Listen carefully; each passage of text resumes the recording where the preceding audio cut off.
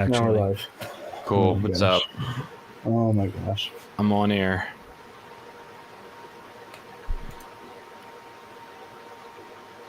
Dude, I told you, it's not just you.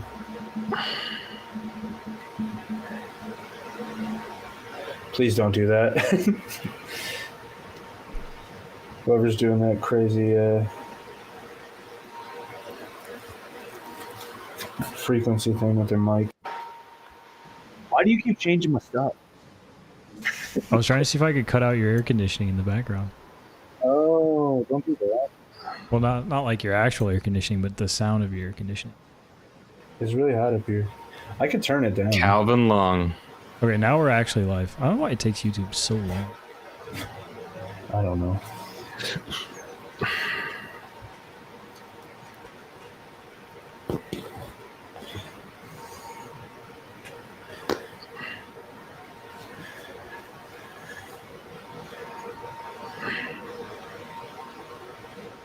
We're all frauds for picking people that had won Idlewild before to win Idlewild. Yeah, what were we thinking?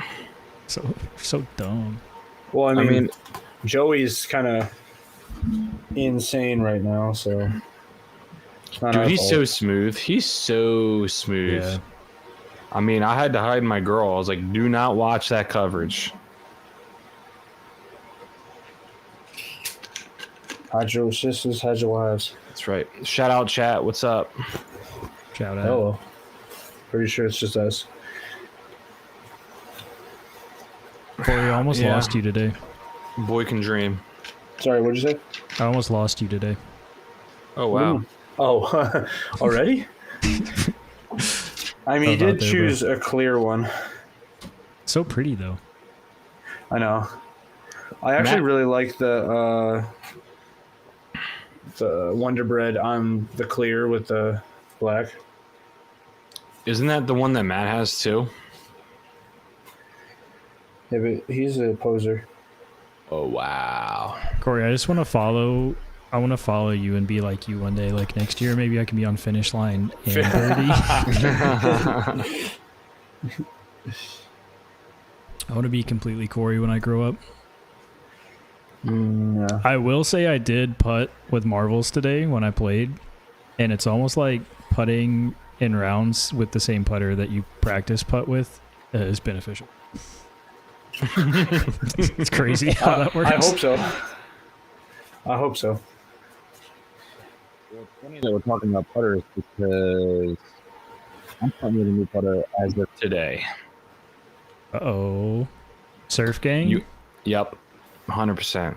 Surf gang. Yep. I started putting with that before I was playing for fun, and I started draining everything, and I was like, we might have something here. And then started playing my round with it and could not miss. So I told you. I was trying to deny it for a long time because I was determined to putt with the steady BLs the whole way this year. Did you watch But- my video? I did. That was The a good surf video. I is did. basically Certified. replacing it. Yeah. Certified good Thanks, video. man. Yeah. So I have to throw this, sir. I think this is going to be my new this one right here is going to be my new throwing surf. The other one's Yeah. going to be my putter, and then when this one gets beat in a little bit, it'll be good to go to add to my putter gang. Putter gang. Putter gang. Putter gang. The gang. Putter gang. It feels weird doing this on a Wednesday for some reason. The vibes are weird right now for me mentally. Yeah. Nope. I'm perfectly fine. I'm on the way, I swear. Quit texting and driving, dude. So dangerous. So dangerous. Corey, Imagine- I gotta say that I loved your video in Ohio. I loved it. Do you think it was good content? 10 Like out of 10. outside of me, like outside of you knowing us, was that like Can I remove my personal bias? I thought it was good. I definitely, like, I would have enjoyed watching someone play that course regardless, I think, because it was just a really cool course. Yeah. And then my guys were just yapping it up. Just funny, 'Cause I feel funny like- vid vibes. I feel like those kind of like It's almost like vlog style where I let just talking. I like those. I just want to make sure that other people do. Because I'm clearly not the intended market. Hey, if you build it, they will come. I had to go back to my niche and just do review them and post them everywhere. Maybe companies will like that's what me I again. just said I'm gonna have to do. It's just 1 minute reviews. That's all I want to do. Where I started is where I need to go back because companies don't like me anymore. Shout out. Dang. Yep. And I'm gonna one up you by doing 2 minute videos. Or no, 3 minute videos. 30-second videos. Wow. Oh, 3 minutes. Yeah, 30 seconds might be one upping. Hey guys, this disc, go far, go by. See you later. Are we still on the round? Disc good now.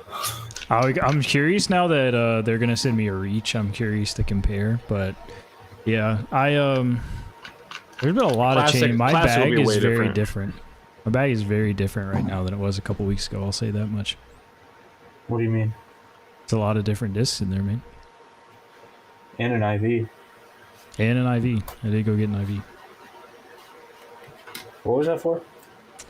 I had a migraine, which I get pretty Oh. often, but I had one to a point where I couldn't keep any food down for almost 24 hours. So at that point, I was like, I need some help. I might be dead.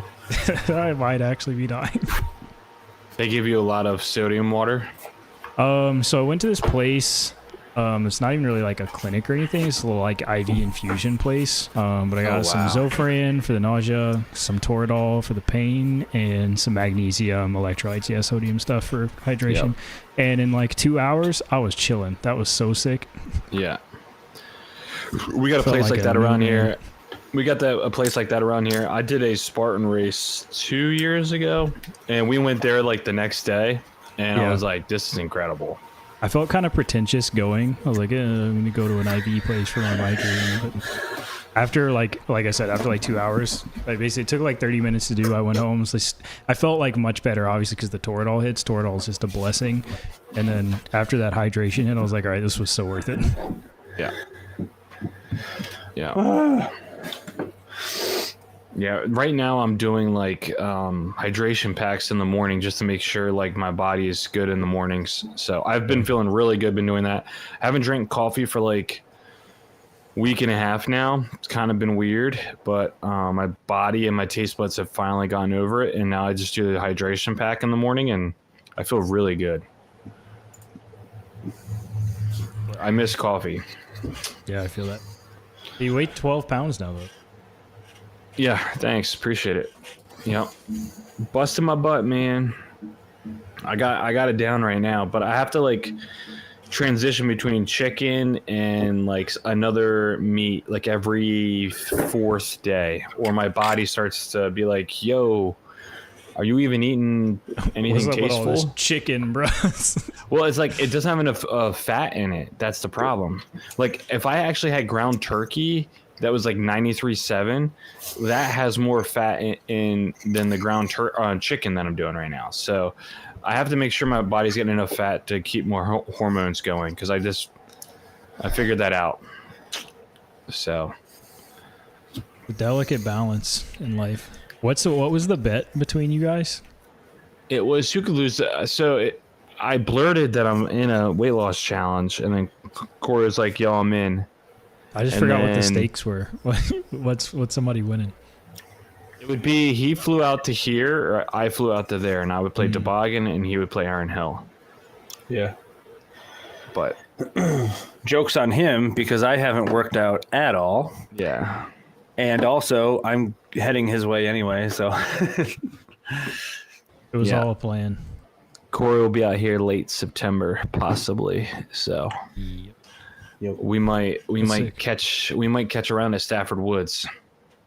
I don't think it's a possibly anymore. I'm pretty sure it's set in I stone. mean, I put it on my calendar. I told my wife about it yesterday, so I'm stoked. I got to fly to Rochester, New York for the day. Weird. Literally, I'm there solely to like check on something. Hold on, I want to pause you real quick. Matt, quit messaging in our chat and just get on. This guy's on his couch right now, just chilling. All right, so you're driving the day. So I'm flying to Rochester, staying the night, doing work for one day, and then Tuesday is just a travel day, so I'm driving to you. So that's it. Yeah. And then I have to work, I think, Wednesday, Thursday, or something like that. Something weird. If we have time, we should do like... There's another really fun course that's a little bit further south, and then do Stafford. I don't know which. It's weird for us, but we'll figure it out. But Stafford is fun. It's probably one of the cleanest courses you'll play.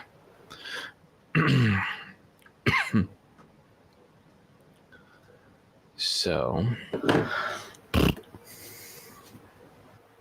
Oh. I am sweating up here, man. Yeah, I just had to open up my door because my room gets a little steamy in here too. Yeah. Hot tamale, dude. When Matt gets on, we should just go. Howdy, y'all. Yeah, just go. No prep time. That actually would be hilarious. So we got to do that. Yeah. Too bad he's listening right now. Now he knows. What happened? Just make it like real open discussion about Idlewild, and then we'll see where it goes from there. What is going on? I asked Tyler what we were talking about. Oh.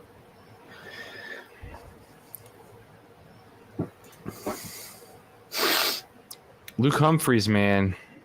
He knows how to get my blood pumping. So close. Actually, he wasn't that close. He was 5 off from getting top 5 or top 4. He was up there for a while, though. He was in the mix for a while. Yeah. If he didn't shoot 65 the first day, and he shot 57 the second day, which tied for maybe being the second best of the day. Yeah. And then another 63, man. He missed that it. Second round was in. Yeah. He's got that wooded golf down. But Marweed, dude, I mean, he loves that place. Yeah. Can't win, man. Can't win. Dude, does he have a win at all? No. I don't think so on the Pro Tour.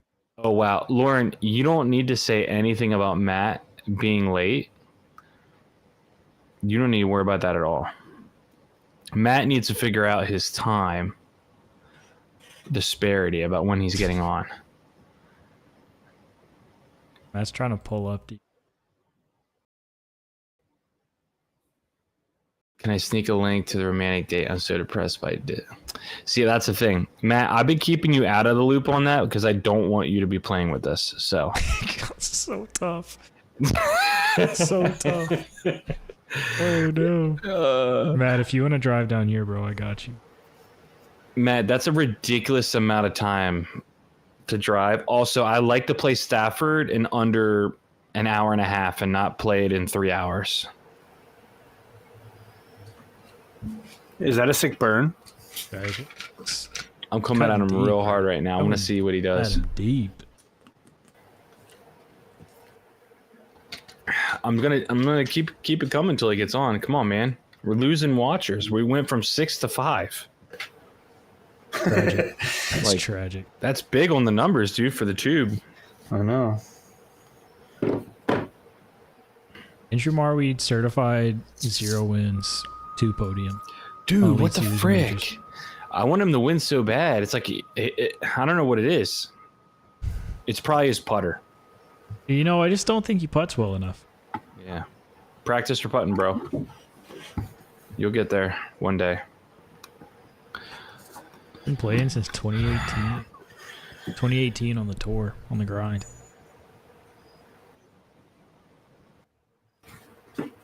I don't know. It's crazy though that he's got 63 wins total. Yeah. Like just across. He's a king at winning A tiers. Yeah. Like he knows how to win, you would think, but just doesn't play well enough or whatever. Dude, the biggest disappointment this season might be James Proctor. I mean, I didn't want to say it, but I've been thinking it. Like, first off, did he play Idlewild or no? I'm looking. It's a good question. Couldn't even tell you. I mean, you could throw Drew Gibson's name up there too. He's hurt though. He's hurt. Most and he's a golfer. disappointed? He did not play. Who's hurt? At least he's making good content. Yeah, no, I agree. I actually do like Drew's content. I'm not gonna lie. Like him with one pro Yeah, per I practice did. round? Yeah, I liked his like little. yeah. His content. I've admitted this on the pod episodes ago. I think it's the best content. Whoa. I burped. I think it's the best content I like Bon listening to Jovi right in there, now. bro. Yeah. So I would not consider that a disappointment this year. His But he's not his playing pro well. tour season. He's not playing up to his standard, we should say. Yeah, but what's the standard? He popped Being- off a little bit a few years ago. Being like a top 20 guy regularly, at least. What season? What do you mean, what season? What season was he a top 20 guy regularly? I think before his injury, there's 2 seasons before. Hey, Let's look up Jamie, the can you get the stats, info man. on that? Yeah, I'm looking up the stats right now. All right, let me pull up Drew. Stats are being pulled. I'm just saying, Let's he's pull, had like, his an good average rounds. finish. Okay, so here's 22. 22 average had his finish good of rounds. 26th. 21 average finish of 20th. 20 average finish of 17th. You could see that? Yeah. Okay, so what was 22? 22 was 26. Okay, what was 21? 20. And what was 23? 44. Yeah, so I didn't consider 23 because he was injured for that. So, yeah, 21, 22. I mean, so far Top this year, 25, 53. but yeah. So it's a 21 and 22, he had good seasons in my Some opinion. might call it a fall off. Yeah. I don't think we're far out enough yet. Yeah. So what's this year's average, Taylor? This year, his average place is 53rd. Yeah, I mean, dropped a whole 25 place down from when he was in his prime before the injury. The injury, I guess, I don't know.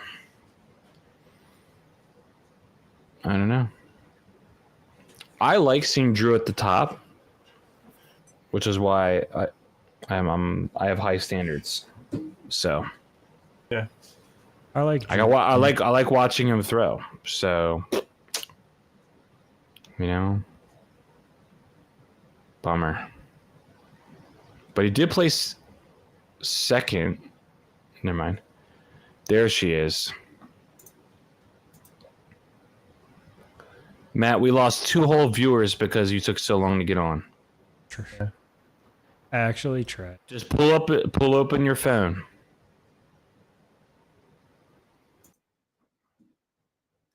All right, Taylor, roll it. What's up, guys? Welcome to episode 39 of Unfinished. Okay, hold on. Hit start recording. Hold on.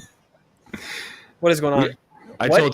told Taylor you get no heads up. Just roll it as soon as it gets on. Yeah, I heard that. Then I look over. What do you? Oh, that's a glitch sticker. I thought you would somehow superimpose that thing on your screen. I was like, Tyler doesn't have the Branding. technology for that. But Can I flip my screen? No, I can't do that. Taylor might be able to. I might be Taylor able probably to- definitely can in the live. Not. Why would you want to flip it? So you could read it. Well, I Yeah, can't you read can. it. You can we read it right we now. read it. Oh wait, it's not backwards. No. We're- Oh. Your camera's backwards. Okay, who is watching stuff on our account? Because right now, Wow. the whitest kids you know is streaming to 116 viewers. Why is that on our like? Wait, what? A channel called The Whitest Kids You Know is streaming to 116 viewers right now, and it's WKUK forever. What is this? Well, I know you don't know the whitest kids you know. There's your What are you answer. talking Corey. about? The frick is Oh, it this? wasn't. I don't have the password, but Oh, I'm you saying didn't. you don't know the whitest kids you know.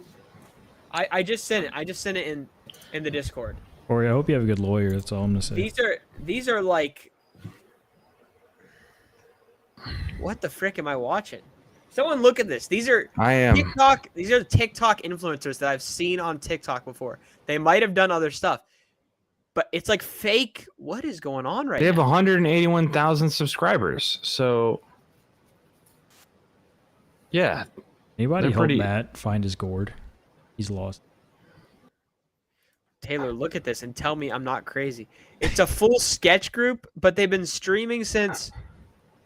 This thing has been streaming since July 11th, 2024. So I don't know what that this is. stream has been live for like over a month. How is this Just possible? running some reruns of television. Yeah. Yeah, but if you go all the way back, it will just put it to 12 hours. But I guess that's all they'll have on there. Yeah, anyways. anything Why past are we the 12 talking hours- about this? I just saw it on our I account. literally I'm introed wondering, the episode, man. I'm wondering who is watching it on our account, dude. Nobody. Matt. Just say It's it. That under is. it's under the history. Okay. It's under the recommended. I drink water, dude. Hydration. If it's under the This guy recommended, drinks it's just water. random stuff. Yeah, but it should have some logic. Like all we get recommended is chess stuff. How many videos are in your history? Like watch history? Unfinished business is watch history. Yes. I don't know. Let me look. Dang, Drew was peaking in 22 at Hey, bro, know your 10:30, skills. 10:39 rating. Know your skills, bro. By the way, ratings update came up yesterday, and I know nobody cares, but Hey, I gained a couple points though. Turn up. Hey, I haven't played a tournament, so Turn up. Same. I actually cannot find this information. let's see here. What is? Let me see. Gannon. Burr. Let's see here.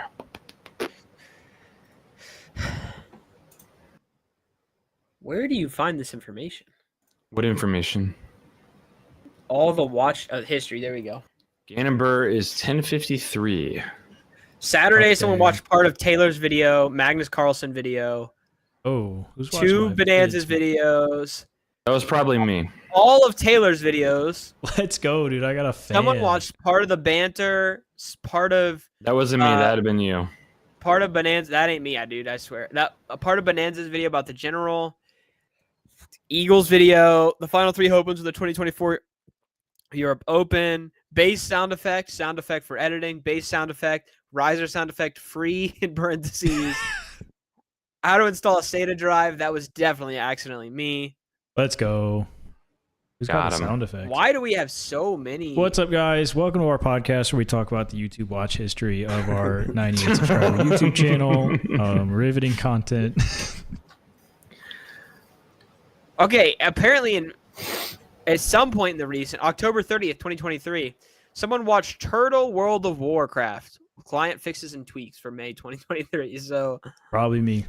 that You know was what probably- I know what I'm Probably- doing tomorrow morning with Probably click the with link the somebody sent me unfinished signed business in. YouTube page. I'm just gonna start clicking on random stuff, Bro, driving I'm, Matt mad in history. breastfeeding tutorials. That's all it's gonna Yeah.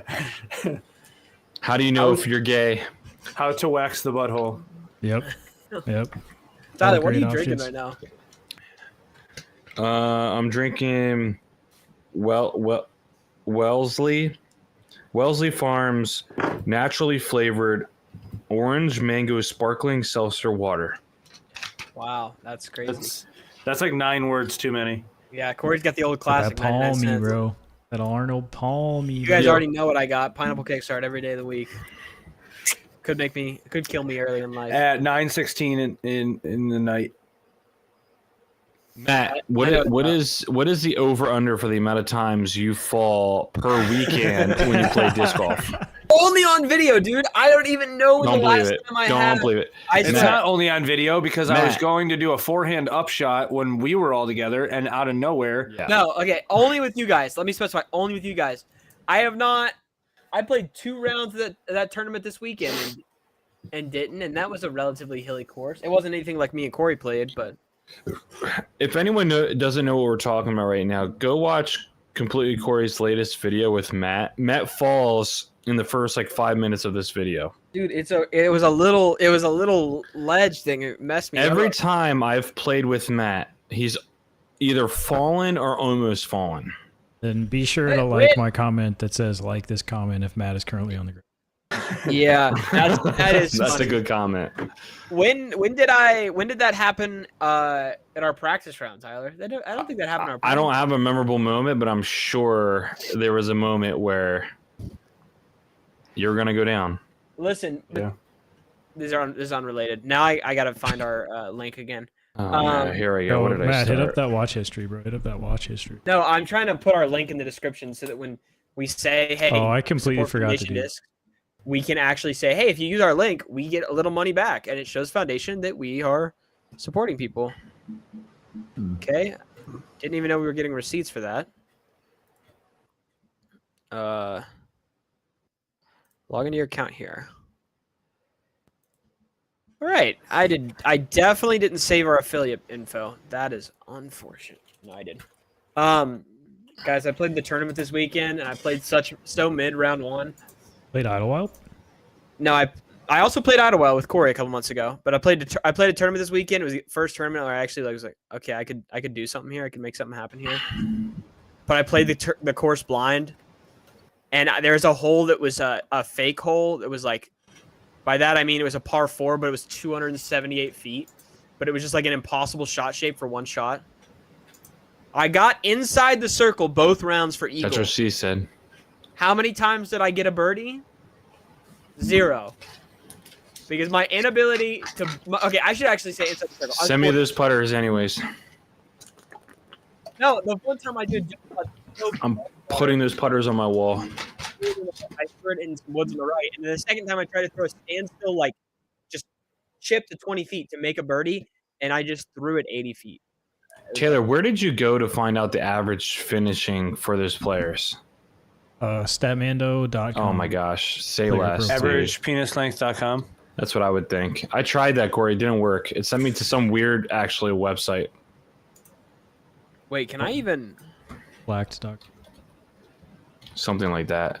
Yeah. I don't even think I can edit this live stream, can I? It asked me if I was 18 or older. I was like, maybe not. I may not be 18 or... Let me ask my dad. All right, we're cooked. There's no way to edit it. We'll just have to tell them to check the description of the video because we'll. Did you do player profile or did you do like player profile? Yeah, and then you can Okay. filter to like the year and the Yep. tier and. I see that. Mm-hmm. Guys, I'm not gonna lie. Nate Heinold's face did not do well as a thumbnail for us last week. I noticed. I noticed. I didn't think it would, but I thought it was funny. No. So Yeah. I that's didn't think on it was me. funny. That's no. By the way, I forgot to send Corey the picture of what I wanted, but I drew it here. I figured out how to fix our. I figured out how to fix our Instagram reels. I'm just gonna download the whole episode, put it into DaVinci, That's a edit big over. download. Yeah, edit over a one. custom thing that Corey makes, push it out, like export it, and then upload it to Video AI. That Guess way, I'm it just doesn't gonna cut all make our it for faces free, away. I guess. Corey, bless Bro, up, dude. Corey, Corey, does so I much fell work in for that. free, I fell man. in that video for content, Okay. man. Look at all the good content. You got. Okay. The biggest fall off has to be James Conrad. Okay. It's a tough Eh, one. Okay. Listen to this. How many events did he do? Dude, he's fallen off really big. There's no way. Okay, so 20. I don't know how many rounds exactly each one is. But starting in 2015, all right, all the way to now, average finish 4 and some change, 6 and some change, 10th, 9th, 9th, whoops, 15th, then 14, and that was when he won Worlds, then 15, and then last year were 28, and then this year 40. Like, that's a big drop off. Like, he was a top 10 player for like 5 years, Long 6 time. years. Wow. He's really fallen off. Some ain't twerking. I'm gonna zoom out here, and wait. Are we doing the podcast yet or no? Yeah, That's what I'm wondering. Send We're it. gonna. see, I'm still I've- down. Wait, give me 1 second. Oh, I've been recording this whole time. It's such a waste of Ooh, hard drive space, man. yes. Deleting that instantly. Get out. Don't worry, we'll just download it later. Oh, YouTube is not responding. Definitely start when Matt is in his chair. Oh man, Oh, I wish I could have been fast enough. That would have been actually so funny. that would have been funny. Dude, our audio. What's up, recording everybody? will- Welcome back to another episode. All right, I'm primed and ready. my voice is getting raspy. I can feel it. So we'll see how this Alright. goes. We already yapped. I'm at my yap. Just make sure limit. whoever thanks Foundation Discs say and use our affiliate link in the description of this video. Man, forget those boys, man. Man, if we make a little money, and it can, It all goes to Corey because he's done It the all graphics. goes- We're not going it- to make any money though. we could in the future, and if we get a couple people who use it, maybe regularly, chat. How are 13 people watching us right Yeah, now? hey Broderick, make sure you go to foundationdisc.com Yeah. where you can go get Help all us of out, your Definitely Foundation foundation don't use needs. your own thing. No, Help us not out, Broad. Scott will want to. I'm sure of it. And then we can. So use you it think for- Orders you this. think Matt's Scott- Matt's You gonna think use Scott's the gonna own use our- affiliate link on Yeah, I'm going to Foundation. use the affiliate link, I and then knew we're it. going to use the money to buy Waffle House sometime when we're all and together. you think Scott and Brixton Disc Golf is going to use our affiliate link every single week? Yep. Good luck with that, This man. foundation has so many good deals all the time for us to be using, and you want to be interested in those. And if you use our affiliate link, that helps us out a little bit too. Listen, if you're here and watching, it's gonna get hot. It already is, dude. I'm sweating my What is Me this? too. butt dude. off. Dude, what is he hating about? All right, I'm so ready. All right. I got a All right. great question, totally unrelated to disc golf too. Matt, Let us hear it. just wait till we start recording.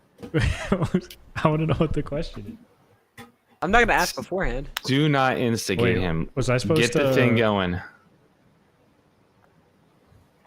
Bro, everybody use code BROAD Okay, so at I will do Squatch, it. Power Grip USA. Broad, I will not tolerate blackmail of saying you only will support us. No, I'm just kidding.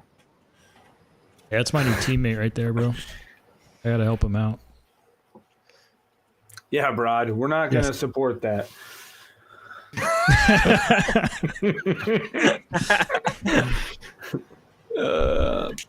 What is it? Broad 10 at where? Power Grip, Birdie. I don't know where else. Broderick 10 at Watch. whocares.com. I think he's got one for Squatch. 2, maybe? Roderick 10 at Imagine making, ursadiscgolf at gmail.com. imagine making a video about how good the realm is and then somehow getting signed by Birdie. I signed a contract. I mean, incredible. How do you... Ink to paper, bro. 3-year deal. $0. One polo. I don't even wear polos, man. Who I'm disc golfs in a excited. polo? I do. Tyler does. Yeah, I was going to say. Big golf guy. Big only golf only guy in here. tournaments. Only in tournaments. Oh, yeah, I did wear a polo to a tournament. And the practice round we played together. Anyone that That's it. says that you can't wear a polo in a tournament because it's uncomfortable, you're just a loser because you haven't figured out the right material to be throwing in. Hey, yeah, why did no one tell me about what dry fit material stuff? is that? Hey, guess what? I'm allergic. Sucks to be. That sucks. Any golf apparel shirt is stretchy now. They have that. Oh, hey, hold on. I'm shutting down the stream. We're going to go to Broad Stream. He's going to be live. Quick Q&A with Broad Wednesday nights at 8:45 p.m. Listen, I haven't had a single summer where it's been hot, so I've just worn like cotton shirts or whatever. And then this summer it was hot, and then I just figured out about dry fit tees. Why has no one told me about this, man? They're Because game you're a changers. child. Come They're on, game man. changers. Well, I You didn't haven't never been old enough to in know. my climate. I never needed them, bro. We were like 85 degrees. Ooh la la! This is the hottest it'll ever get. And then Let it me just tell hit you what 90s this sucks year. big time is that like days are a little shorter, like feels like falls in the air a little bit. Like, ooh, this is nice. Go outside, heat index 105. Okay, this morning I walked out at 6:45 Depression. and it was 59 degrees and I'm like, yo, it's gonna be the best day ever. And then it turned into like 85 sunny and no wind. So it turned into the best day ever. I mean, it's pretty good weather. I mean, I shouldn't be complaining. But when it was 59 degrees in the morning, and my daughter was like, "Ooh, it's chilly." I mean, it's pretty good morning, but then it got warm and. Am I crazy? Best weather for disc golf, you can pop a hoodie on and wear shorts. Am I crazy, That or is- did we go that- from 13 viewers to Nah. 4 as soon as Matt came on the show? Like, Now we're down to Whoa, 3. whoa. Nice. 7 to 13. Now we're down Okay, to 3. We We did were get up, up to we were 13 up. for a minute, and We then were up. Matt kept on talking, and it was like, no, go live, go. no, go back to the watch history conversation. That's when we had the viewers. Let's go, That's go the through the watch true. history. Watch history. That's some Mr. Beast type crap, counting to 1,000 or whatever. What do you do? Count to 1,000,000? Matthew reads all the watch history on the Unfinished Business account.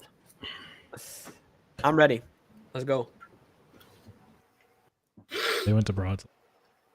If Broad was actually live right now, it'd be so funny. That would be funny. I can't even check. But Brixton gang. oh, if he was, gosh dang, it'd be funny. All right, let's rip it, boys. I got a great question, and if you guys don't, I forgot to treat come up with a question. I'm not gonna lie. So Probably should I'm gonna just, think like- on the fly here a little bit. Nah, I got a good one. But if you don't Probably treat should it, just bring up anything you want from Auto Wild and then rip your question. yeah, it's not related to disc golf. But if you don't argue it like real individuals, I'm gonna be mad. You have to Do do you the want a mustard. link? There's the link to our Foundation Disc Golf affiliate code. It's not clickable, Nice. so you have to copy paste over. Wait, and there we Do go. I Now it is. have the power to? Yes.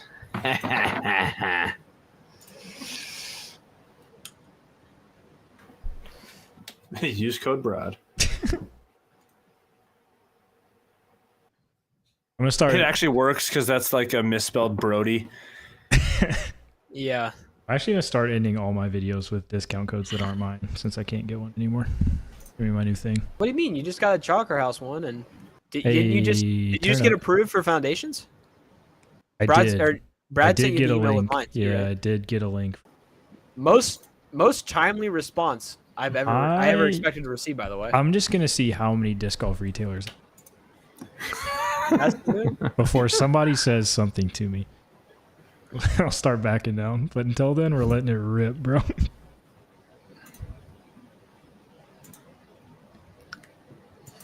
Give him another round right now. Hey, you guys. What am I hearing? Dang, Garrett Gerthy was like a top 10 player for a little bit too. The sweet sounds. What Yeah, tournament did he until win? someone he ran won, into his roller. He won Daylight. Ah. What is it? Masters Cup. Huh? Oh, he Very won good. Masters Cup. Yeah, man. Hey, did you guys Earthquake. hear that he got unblocked up like Oh yeah, somebody kept him someone in saved him bounds. this weekend? Yeah. So the spotters giveth and the spotters take it away. How about a spotter don't take it away? It's part of the course, bro. It's part of the course. How about we just don't have spot? Dude, some guy in the MA4 division I was in this weekend, he threw a shot and it was like OB, but it might have gone so far that it came back in bounds. And he starts running like 500 feet down the fairway, and I was like, "Why don't you just throw a provisional?" And he's like, "What's a provisional?" he was lost in the sauce over the basic concept, but it's a great What's up, question. guys? Welcome to episode 39 of Unfinished Business. We're going to recap the Idlewild Open. It's something LWS has something to do with it, and we're just going to yap. We got some questions. We're going to talk, but I'm going to pose a question to you guys first to kick us off. Was it idle or was it wild, in your opinion? I always start first, so I'm not starting this week. I refuse. You literally just contradicted yourself. That Yeah, is bro. true. That is Good start. true. Well, I'm not gonna like do it to our audio listeners for like 5 seconds of silence. All right, Yeah, all somebody's right, got all to right. take the ball here. Was It it, was idle or wild. was it It wild? was wild. It was wild. Wild, Turn It up. was wild, dude. good wild. Good wild. What, I agree. what Not made it not wild like to you guys? not man? as much like Girls Gone Wild, but like kind of like maybe Boys in the Hood wild. Or maybe boys in a bucket hat wild. Yeah, or maybe boys that look slightly Mennonite wild. I don't know. Whatever you Who offer. looks slightly Mennonite? Both the Robinson brothers, in my Get opinion. out of here, dude! Oh my Bro, gosh, how did they dude. not? Do you even know what a Mennonite like? I live next to stereotypical a person look billion like? of them. Yes. Yeah, they were in the caves with the Zubat.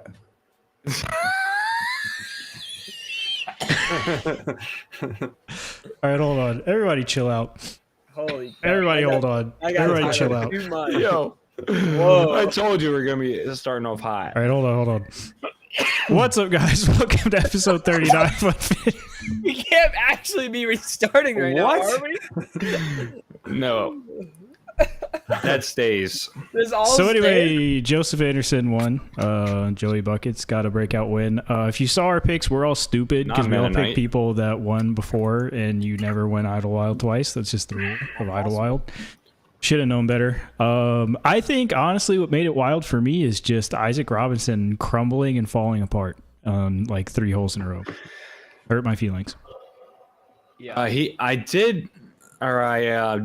texted you guys. I'm like, dude, what happened to Isaacs? I need an explanation. And then I went and saw the coverage, and I was like, oh, he wasn't even throwing that good before, like, he had those 3 holes. Like, he got really lucky, I think, the 2 holes prior with his lines. Mhm. And then, yeah, it seems like Almost- the grip.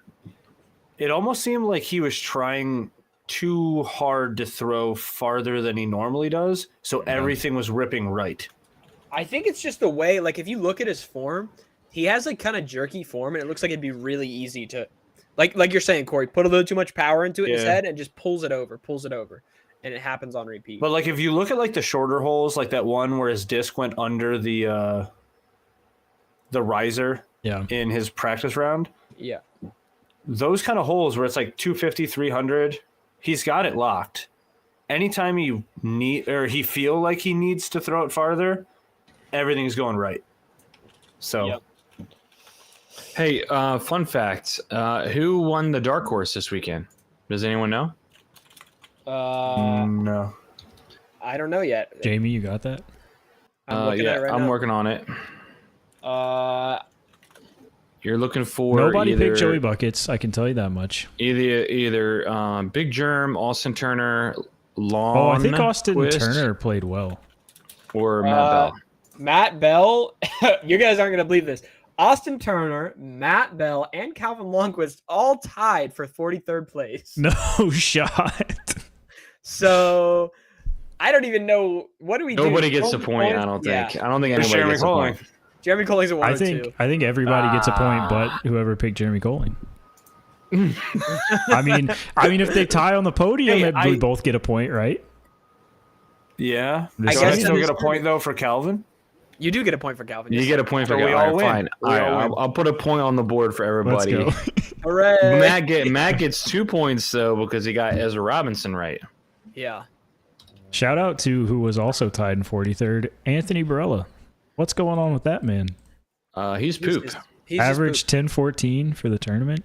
He's just streaky, bro.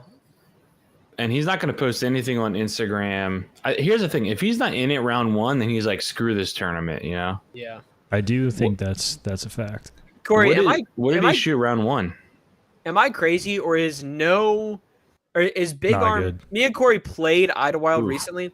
Is Big 3 Arm under. distance not really that big of a deal on Idlewild? Like there are 2 or 3 holes I can think of. The rest, like all pros are going to be able to throw at 400 feet.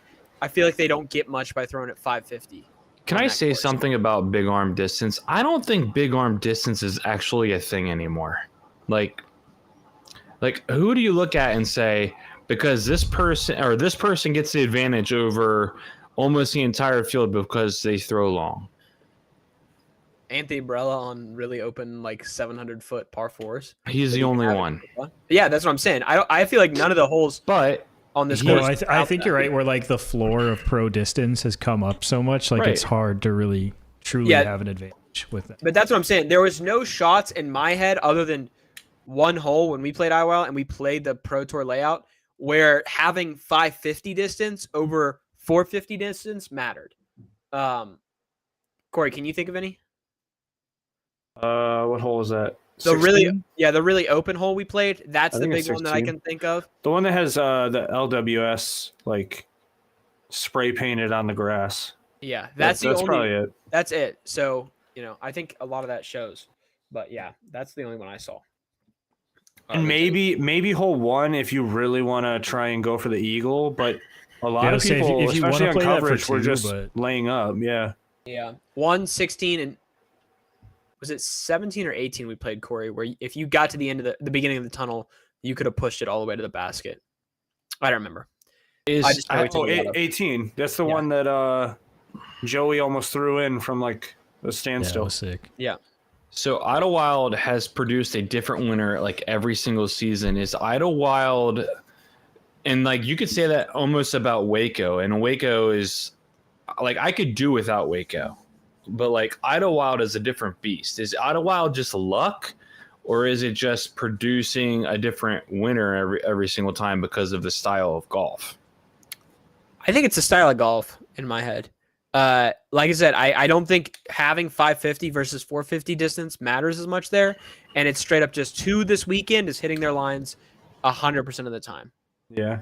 and that's their winner. Yeah, I think it's just a course where like it's easy. I mean, we saw it with Isaac. It's super easy for your luck to run out if you're a little bit off. Like just because it's just so demanding down the stretch as well. Where like I think mentally that takes a toll on you, but like you have to really be puring everything to win.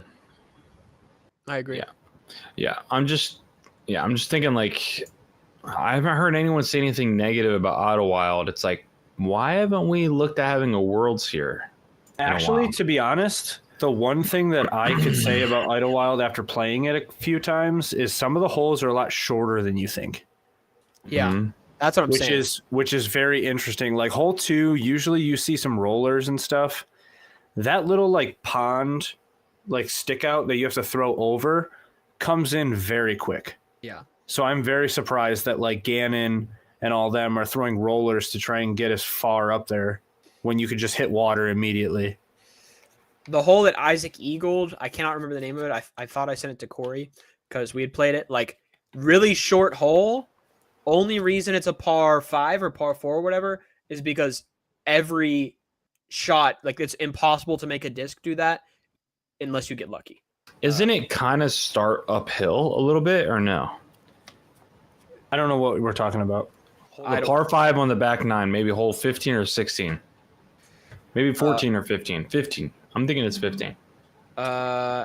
Yes, I think it's 15 because isn't that where Isaac went out of bounds twice? Okay, so we're talking about the LWS spray paint. I want to No, say 16. It's hole 16. Is that what we're talking about? Oh no, The he big did eagle open. it. Yeah, It's open. It's fairway? open field, and then it goes into the woods. like down in Yeah. the woods. And it Yeah. has like Yeah. a little creek in front of it. Yeah. Mm-hmm. Sorry, Yeah. I know we know the whole. Has a creek in front of the putting green. Yes. Yeah. I would think it goes like starts slightly up and then it goes downhill. No, it's it's like a ravine. Okay. So you throw basically straight to that flat spot, and then depending on how far you get Like up there, you downhill either to throw the- another shot downhill or you throw just straight to the basket. But yeah, just to put a little bit of like a weirdness on Isaac Robinson, hole 15, he double bogeyed. Only one person that cashed got bogey or worse on that hole. So all he had to do was par that, and that would have put him right back in the mix.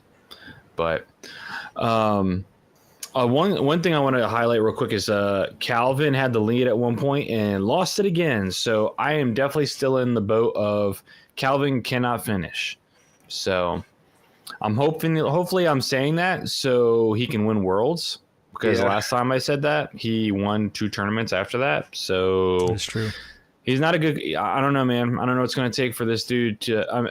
Like he had it, and then he lost it immediately, as soon as he got in the lead. In a similar vein, blanket question: do you guys think Benjamin Callaway is ever going to win? No, and I'm sad to say it. Because You got- he was really you close gotta to be that one consistent. tournament this year, but he Yeah. seems to always shoot well through like 1 or 2 rounds, but just fizzles out. I don't know. It's consistency for him. He shot 10 under, and then he shot 3 under. And if you want to win, you got to be shooting 1050 rated rounds or higher. Yeah. I mean, that's just where we're at in disc golf. Like Joey Anderson, 1054 for the event. Yeah. Yep. You know, he went 9, 9, and 10. Very consistent. I will say too, one thing I like to see for this tournament was Ezra really put a lot of pressure on at the end of that round. I think it was hard for it to be realized into actual pressure because the lead card wasn't very far behind the chase card by the end of it. But I mean, if Ezra birdies, he got the last 5 in a row, and then what is that, 8 of the last 9? If there was some more distance between them, and like Joey knew he had to shoot a number to like hold on to it. Talking about Ezra and when he's going to win one, he seems to always struggle in final rounds. I thought it was encouraging to see him really not only put a last round together, but a last like 9 holes together like that. Getting 8 of them, pretty crazy. Yeah, he just got a dry spell in the middle of that last round, but his issue has been starting these final rounds well, and he started off with 3 birdies. So I'm definitely in the camp that if somebody's going to be the next first-time winner, it's got to be Ezra. It's crazy to think that out of all the golfers from Georgia, that Joey Buckets would get a first win over Ezra Robinson. It's crazy to think that Ezra Robinson would get a first win over Ezra Aderhold. Ezra Aderhold won Las Vegas. Oh, well, Las Vegas, sorry. I not first win, but I should say like recently. Every time I keep saying Ezra's going to do well somewhere, and then he doesn't do well somewhere. Ezra Aderhold, a known Georgia golfer. Not a Georgia golfer. Sorry, unrelated to his thing. Matt, come on, man. Come on, man. My bad. Also, is that facts? Did Ezra win? Sure. I don't think Ezra won, right? Ezra Aderhold has won Las Vegas. Check 19 or 20. He was up there, but while you're checking that, I just also want to say that shout outs to Southeast Disc Golf, because 2 Georgia and a Florida guy on the board, and Emerson Keith, not really a Southeast guy, but a Texas guy, and then Isaac's right there as well. So something about Southeast Disc Golf in the woods pays off. So what I'm truly trying to say is, Taylor, you should be a better woods player. I try, man. Ezra Aderhold also has not won on the Pro Tour. Stop it. I swear he won Las Vegas. Oh, Tyler. Big dog wanted to take back his... I mean, yeah, he's still not a Georgia golfer, but you could say we're equally wrong. He was second, I think. I think Eagle won that year. He was up there at the end, though. We're equally wrong, we could say. That would make us, right there. I was talking about Georgia people, and you threw out Aderhold out of nowhere. Yeah. Ezra has finished second in Vegas twice. Dang. Out of nowhere. That actually does 21 suck. and 23. Unfortunate. That's pretty rough. Yeah.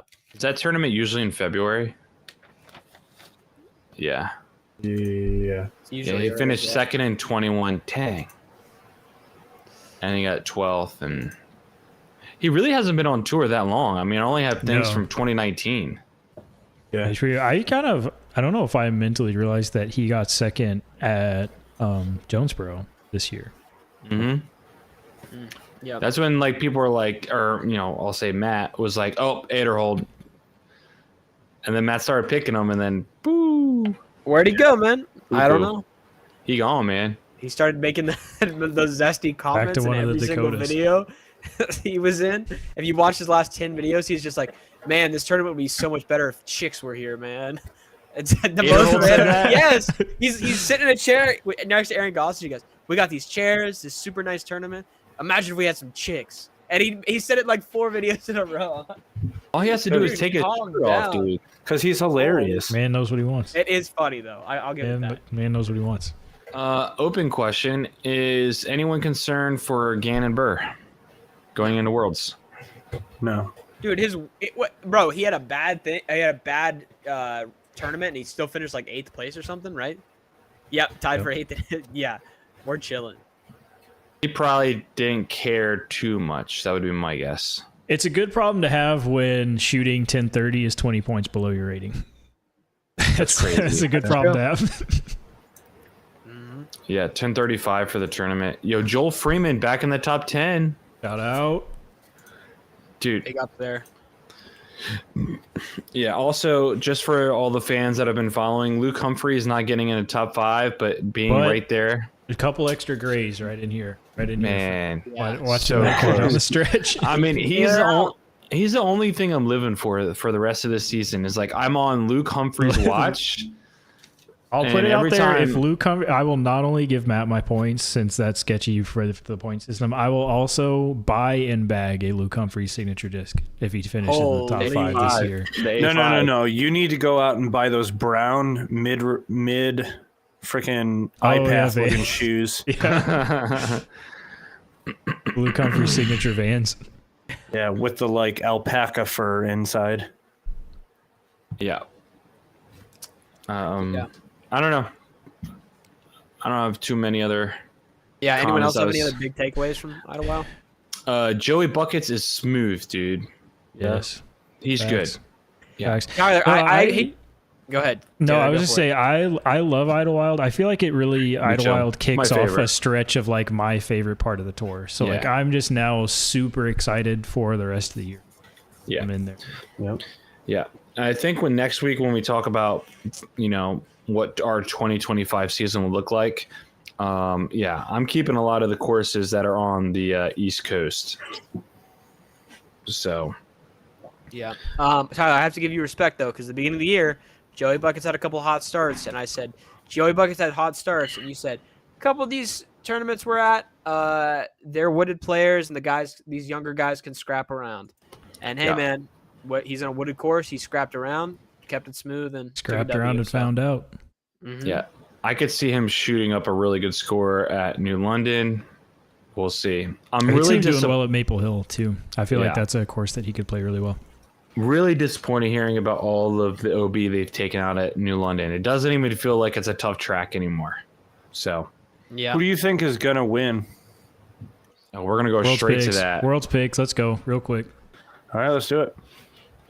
Oh. Wait, don't we have another week before We do. Worlds?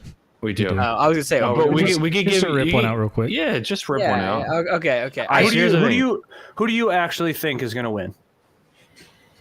No picks, no nothing, just Yeah, because gut feeling. we're not all going to be able to pick our favorite maybe and our picks. Yeah. My gut feeling, honestly, like immediately off the rip, Ricky Wysocki. That's Get that that's rib back interesting. in. That's a good one. Yeah. I'm not a big fan, so I know it's already working against me. It's Paul's course. I mean, can you imagine? And Ricky hasn't won a major in a while. He's playing well. He popped the rib back in. He's good. I mean, can you imagine like Ricky winning at Paul's course? I mean, legendary.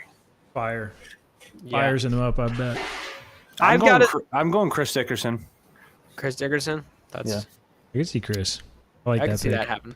I gotta say, Paul. Even though I'm a known Paul unenthusiast, when you built the course, like you got to go in for that. I also say Simon because like I said, I think he'll dominate. He can dominate the open course, and I think he can do really well in New London. Taylor. I Your don't pick? like my pick, but I just have a feeling, man. I have a feeling Calvin's going to win.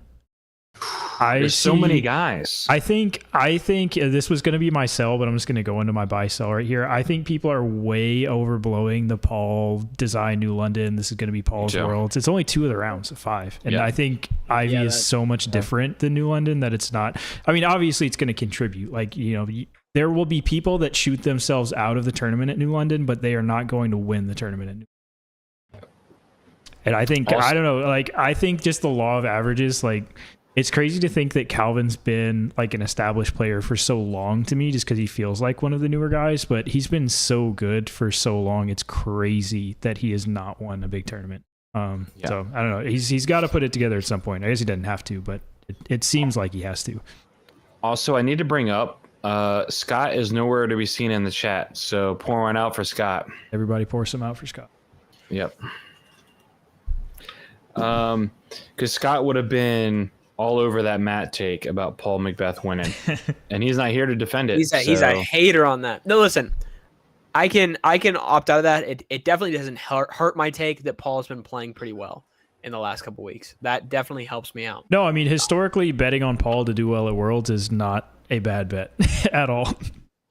I will say, I think it is crazy for those of us who played New London or seen hole 1 without that Foundation's been yapping it up like crazy, but hole 1 without the OB on the right side is straight up a giant It's flex. a game changer, and you can throw a forehand shot there Yeah, and not dude. worry. Because there's so much space to the right of the basket. You can throw a flex forehand, it'll skip past the basket, and then you just throw an up shot. You're throwing an uphill putt, it's not going to go very far after the fact. That's actually the insane. Yeah, I feel like it doesn't makes the have putt way less scary as well. Yeah. Like even if you do finish left doesn't side. have any teeth. I hate that they're doing it. So Does anybody really, know why? Has anybody heard why they're taking, like, why are they making a course easier for the World Championships? From my understanding, the reason all that stuff on the right is OB is because, like, it's conservation area that you're not supposed to be in. But then the PDJ was like, we just decide what we want to do and just said we're not going to follow those rules. So that's, like, why it was there, but Paul kind of designed it around that, I guess. And making the holes difficult, and now the PDJ is like, we don't care, man. Kill the animals, somebody needs to call up Dougie Bjerkes and tell him he's screwing up. Maybe so. Who's considered the TD at Worlds? Does anyone know? I believe Nathaniel Heinold. Yeah, I think so as well. Yeah, I don't know. I've also heard that Paul's hand has been in a lot of the design at Ivy Hills as well. But, yeah, I've heard that as well. But I mean, listen, there's so many different storylines about who should be winning, who could win, all that kind of stuff. I think all of it is very, Then any one of those guys. And Andrew Presnell hitting up his Grand Slam starting out. Okay, I will say that. I want to say this. I don't want to get too deep into the Worlds discussion because we still have next week, but I'm actually going to be very disappointed if a no-name guy wins Worlds. Well, not no-name, but I'm talking like because it's going to feel like a fluke, and you don't want Worlds to feel like a fluke. You want it to feel like the best player won Worlds. Yeah. So I hope it's a big time guy. Yeah, me too. Corey looks like he wants to say something. I was going to say Corey wants chaos. So, do you think that if a quote unquote no name guy blasts through and beats all of the main guys that you're talking about, then that's a fluke? Or did they just play really, really good? It's a fluke that they played well that week. How? You could just throw at anyone who hasn't been playing that well this year, and then all of a sudden they pop off this week. Okay, Paul Macbeth. No, he's been playing well. I'm talking like someone When? like he's maybe played well over in Europe. I'm talking like somebody like really random, like Chandler Fry. Like if Chandler Fry won, like that would be like I would feel like a fluke. Shout out to Chandler Fry playing full Idlewild with hemorrhoids, man. Blessed. Yeah. Gosh dang. Prayers. I mean, like you could put out like a couple names, like Sullivan Tipton would be another one. Like I want to see like a guy who has been there and wins those moments. That's what I'm looking for. I want one of those guys to win. That would be me. Yeah, I guess there's an interesting discussion, which we're probably not the goal of the pod, to compare like how we want that to happen versus how we want the Tour Championship to happen in a similar layout. Right. Tyler's asking that the top players win this event. And the idea of the Tour Championship is the top players get an advantage to win that event. Now, listen, I will say if my boy Nathan Queen just pops out of nowhere and wins, biggest fluke ever. That'd be the biggest fluke ever. Yeah, maybe we should pop right into buy sell. Let's pop right into buy sell. I agree. I'm selling Tyler. That's fine. Oh heck no, dude. That's fine. I already said my sell, so I'll say it again. Yeah, I'm selling the hype that because Paul designed New London that he's going to win World. Okay, I respect it. But that's what I'm selling. Matt, you got one? Yeah, I'm selling Lone Star, bro. You guys see that post from Chandler Kramer today? That's a tough post. For those of you who did not see, in the middle of Idlewild, Chandler Kramer gets dropped from Lone Star. After he was dropped from Lone Star, brought back on for half a deal, dropped from Lone Star and told that they need the van back that he's been traveling in ASAP. And so he has to give away the van, take all of his crap that he owns out of the van, and then play the final round or something like that. Gosh dang, that's just a ratchet move. Like, what in the world? How is Lone Star looks at these things and can't like make the logical decision that no one is going to use the van in the next 3 days, and this is going to look terrible in the media for us. Like, do they not understand how public perception works? Like, it's insane. But aren't the people that own the company like wealthy oil people? So maybe they don't really care about public perception in the end. I don't know. Maybe they don't. That could be valid. Yeah, I mean, they got Nico LaCastro as their pointing boy. So Yeah, that is true. Nico, if you heard this, don't come find me and kill me. He will fight you. Dude, I'll fight him. I'll be a D-Glow, so just find me. Where Ricky Wysocki isn't helping a falling baby. Corey, Yeah. I've got a big one that I'm gonna go into, so I'm gonna leave it up to you if you want to go before me. For yourself?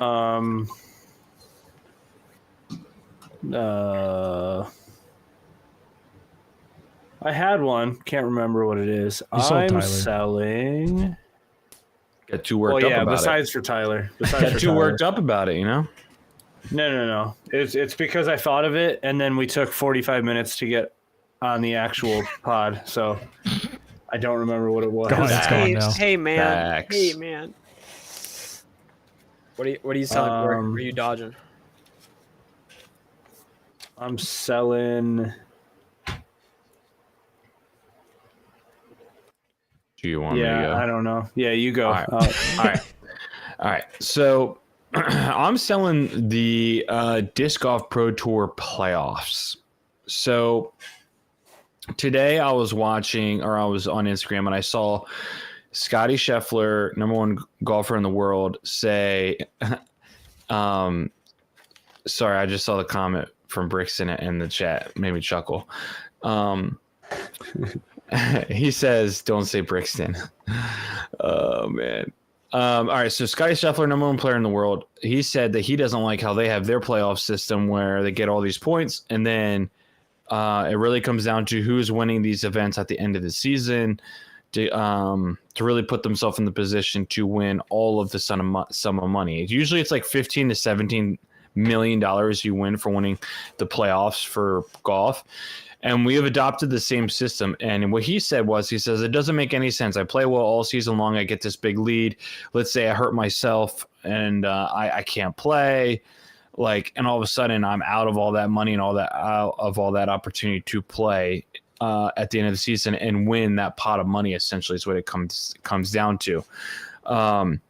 But the reason why golf has this playoff system is because there's no more majors at this point in the year. So nobody really cares to watch golf. So they made this playoff system so people would still want to be interested in watching golf because of the suspense of coming down the stretch. In disc golf, our situation's a little different. And essentially what I'm trying to say is, I think I agree. It's flawed. I don't like it. I want to have the overall guy win it. Maybe we have a different type of event at the end of the season where we could have something that creates some interest, but I feel like no one really cares about the playoff system that we have in disc golf anyways. It's too complicated for most people to understand or really care to follow. So I think we should do away with it. I'm done with it. I'm selling it. Okay. Respect.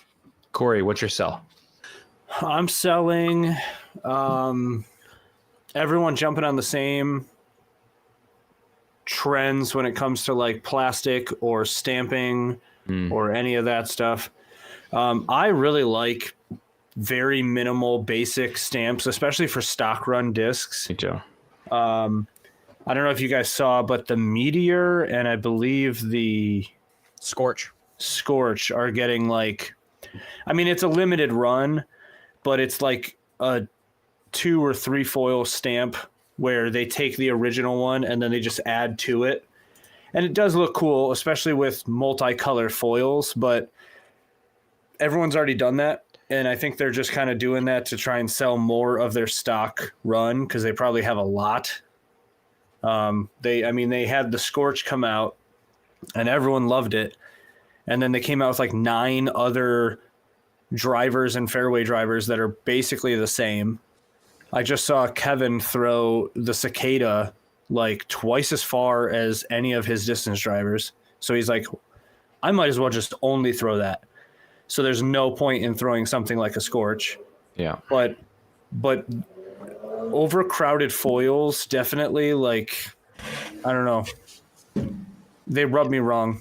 Yeah, So and I do like the meteor foil, by the way. But you're right. If I want, they're I want a cool. stock They're cool, stamp. but yeah. I'm not as big an enthusiast of the Scorch one, but yeah, I respect it. I agree with you. I really love Prodigy style of stamp they have now, like, or at least the old one with the, like, a little bar stamp one that Prodigy had. I think it's one of my favorite stock stamps that they used to have back in the day.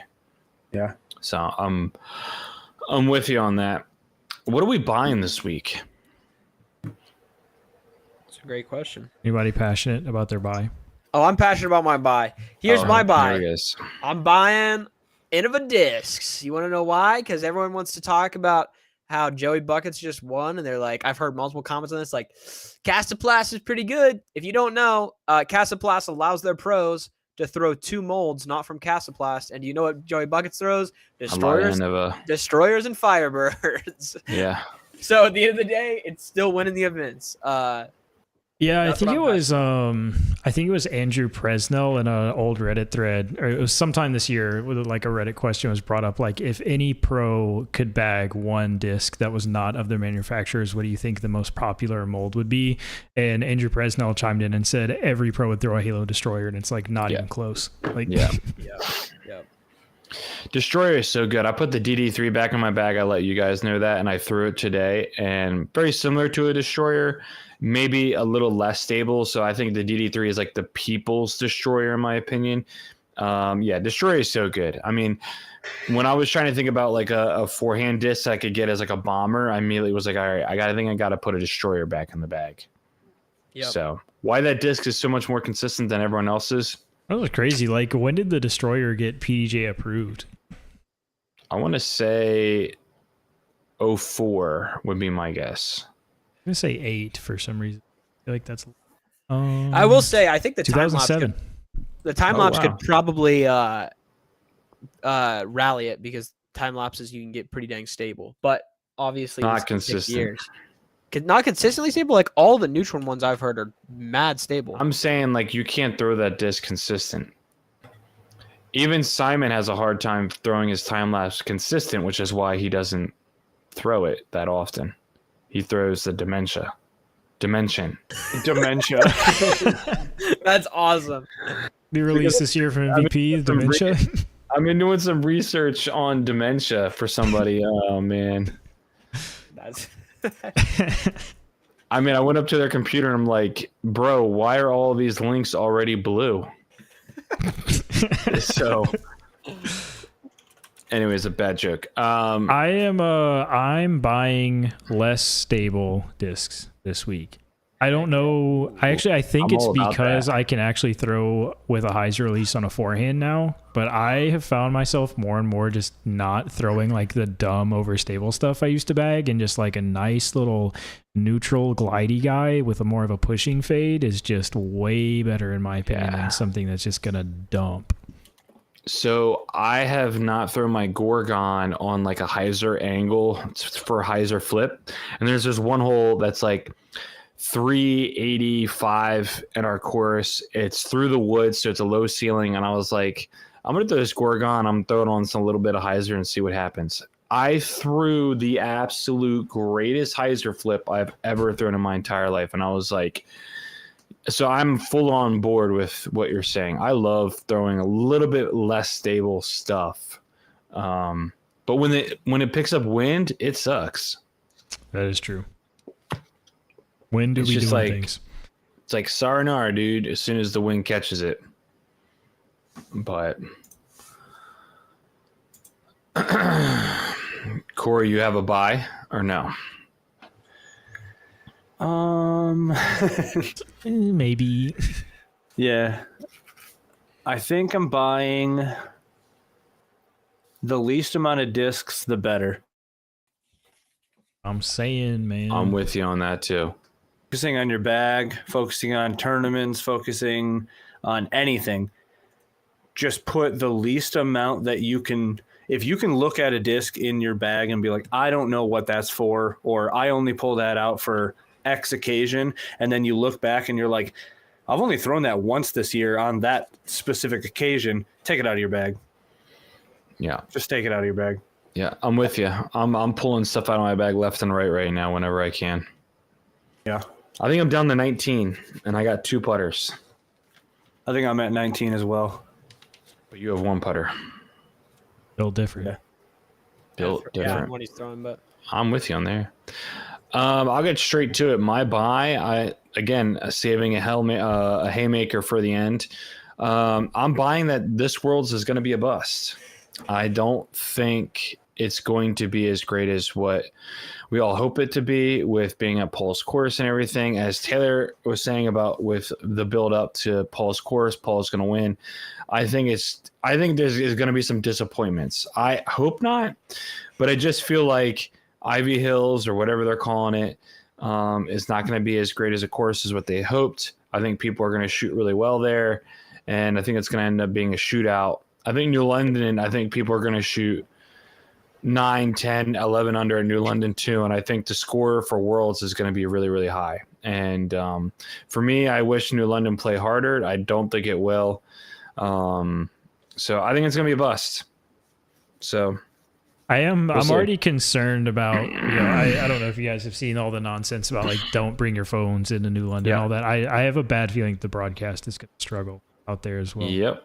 yeah, I'm gonna be honest, dude. I might be going to New London on Saturday for the tournament. I'm bringing my phone in, dude. I'll be nice enough to put it on airplane mode, but I'm bringing my phone in.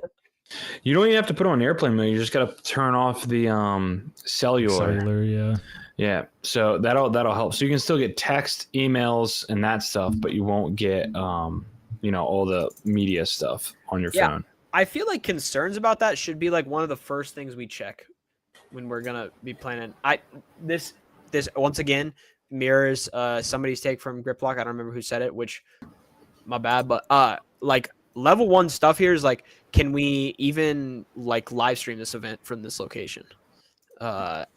That should exist way before anything else on that course. But yeah, that's weird. I don't love that. Yeah. I don't see why, like, there's a box at my work because there's a lot of times where we go into factories, there's no service. We bought a box that is just a wireless hotspot. Why can't we just hang those everywhere in the woods to where we can actually, like, send and receive live data? It's not hard. I think the difference being that box probably pulls cellular data from a nearby cell tower, whereas we're dealing with areas. Oh, I forgot New London was just in the middle of the Gobi Desert. Like, it's still in Lynchburg, Virginia. I had no issues with cell Corey, service out there. Famously, the property it's on has to use Starlink because they can't even get service. And like, there's a big fact. Like, I don't think that's famously at all. Well, not famously, but I'm saying this. I never heard of that. Sorry, I should say this information is well known. Starlink is not well known, but I'm saying You're an the idiot fact if you didn't know this. they struggle with this until Starlink came around. Like, even they're cooked, and they're a technical facility. Also, Griplog mentioned this, but I remember looking it up when I was looking up stuff about the course. So I think they're just cooked regardless. I don't think you understood why I said not famously. We all know what Starlink is. No, I know that, but I'm saying that factory. You guys don't know about that factory. You guys aren't built in that factory. But apparently they also have trouble with it. So that's the cooked part of someone that has to use it for business 365 days a year or whatever, also struggles and can't seem to find a way around it and is using a subpar solution. I don't buy it. Yeah, and I mean, there's a difference even still in a company's Wi-Fi needs and broadcasting. Oh yeah, that's as well. Terabytes of high definition video data. Yeah, you're right. Infrastructure, man, it's a wild thing. It is wild. Well, there's our buy sells. I think the only really other thing we had scheduled here tonight was just some random questions. I think everybody brought a question to pose to the group, and I also like Chatter's question here. Let's actually get to this first with the Worlds talk. We got the question of who would have the biggest impact winning Worlds in the disc golf world. It's not a no name, that's for sure.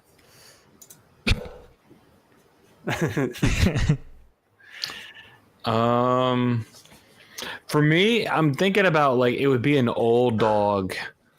It'd be an old dog that has kind of floated away. So it'd be like I don't know.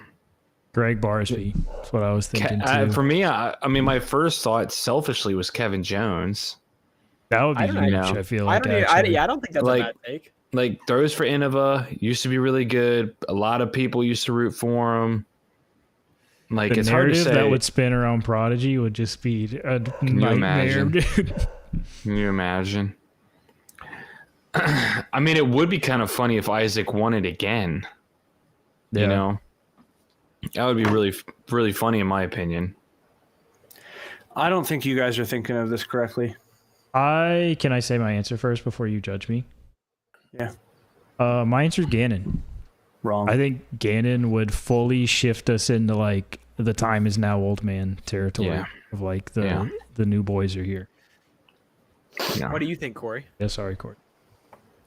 Well, the question is, who would have the biggest impact on the disc golf world? Brody Smith.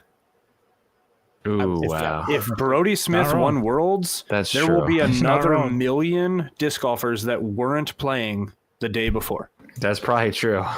That's a great answer. There's Yeah. a huge blow up for I'm not talking about the world that we have now. How is it Yeah. going to impact disc golf as a whole?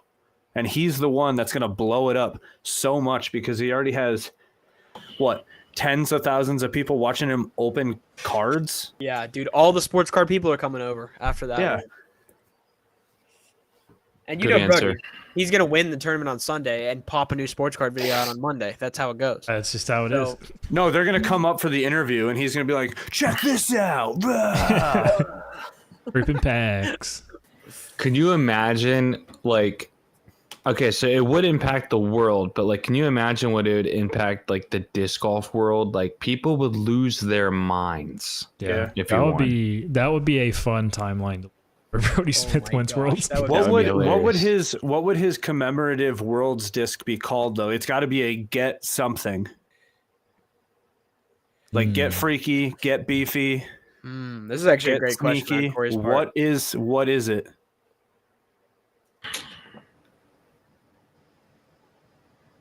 I don't know. I don't know. I don't know. I'm gonna I have don't to know. think about this. This would be so funny. There's so many funny results here, but I can't think of a single one. Yeah, Taylor has a good one too. It's not appropriate for this. Okay. That's all my brain can think of now. Yeah. No, that would actually be hilarious. It would also be crazy in the season. In the season where he went from last season, he like lost 20 pounds, was jacked, was like, I'm changing this season. And then this season, all he's done is open sports cards and he still takes a W. That would be insane. Hasn't played well at a single tournament. Is he playing Worlds? Early, right? I would say he has to be, right? Yeah. Well, yeah, I think that question was pretty much knocked out of the park by Corey. That's Yeah, that's a what a good- good that's a good answer, answer. man. What a good answer. Wait, Corey's got good answers, guys, by the way. What a smart Yeah, fellow that is. What a smart fella. I tried. Corey. He Yeah, I signed tried. up. Okay. I he's gonna mean, play. We'll be there. Blind squirrel has to find the nut. Corey, are you bold enough to put him as your dark horse or no? I genuinely hope he pops off round one. Like Brody's just like T3rd round one. As long as you guys allow me to, I will lock in Brody Smith for my dark horse. Is he? I thought he was outside of the top 40. It's got to be outside the top 100. Yeah, at this point, brother has to be. I feel like he also hasn't played that many events, so that probably. No. I meant like I'm pre-locking in Oh yeah. that You he's can do my that. dark horse. Yeah. Yeah, that's fine, man. All right, cool. Live, Of laugh, course he'd love. be my dark horse. If he gets you points, if he's your dark horse and then he wins the event, well, how many points does this boy even get? 12 points. Yeah, he's a major, so he gets. What do you get? So, I don't even remember. The I'm bonus going points. down. I'm going down the list. I don't even see him in the top 100. So That's my boy. You guys This is Corey's guy. Did you guys buy one of the MacBooks? oh, he's Brody's selling to help out 63. St. Brody's Jude, though? 63. Okay. Wait, say that again, Taylor. You guys buy one of the MacBooks he was selling to help out St. Jude though over on Twitter? Yeah, dude. What? I bought. got- Oh, I don't have I got- money. I got They're 2 on of the them. way. I'm still waiting. Yeah, I'm still waiting Yeah, for the me too, confirmation but- on that.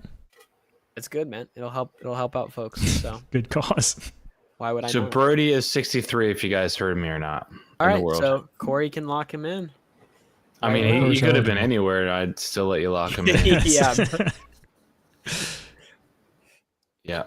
All right, moving on. Matt had a question that he was very excited to ask us. So the time okay. is now, young man. This is your time. Here's my question, and you guys have to take this question seriously.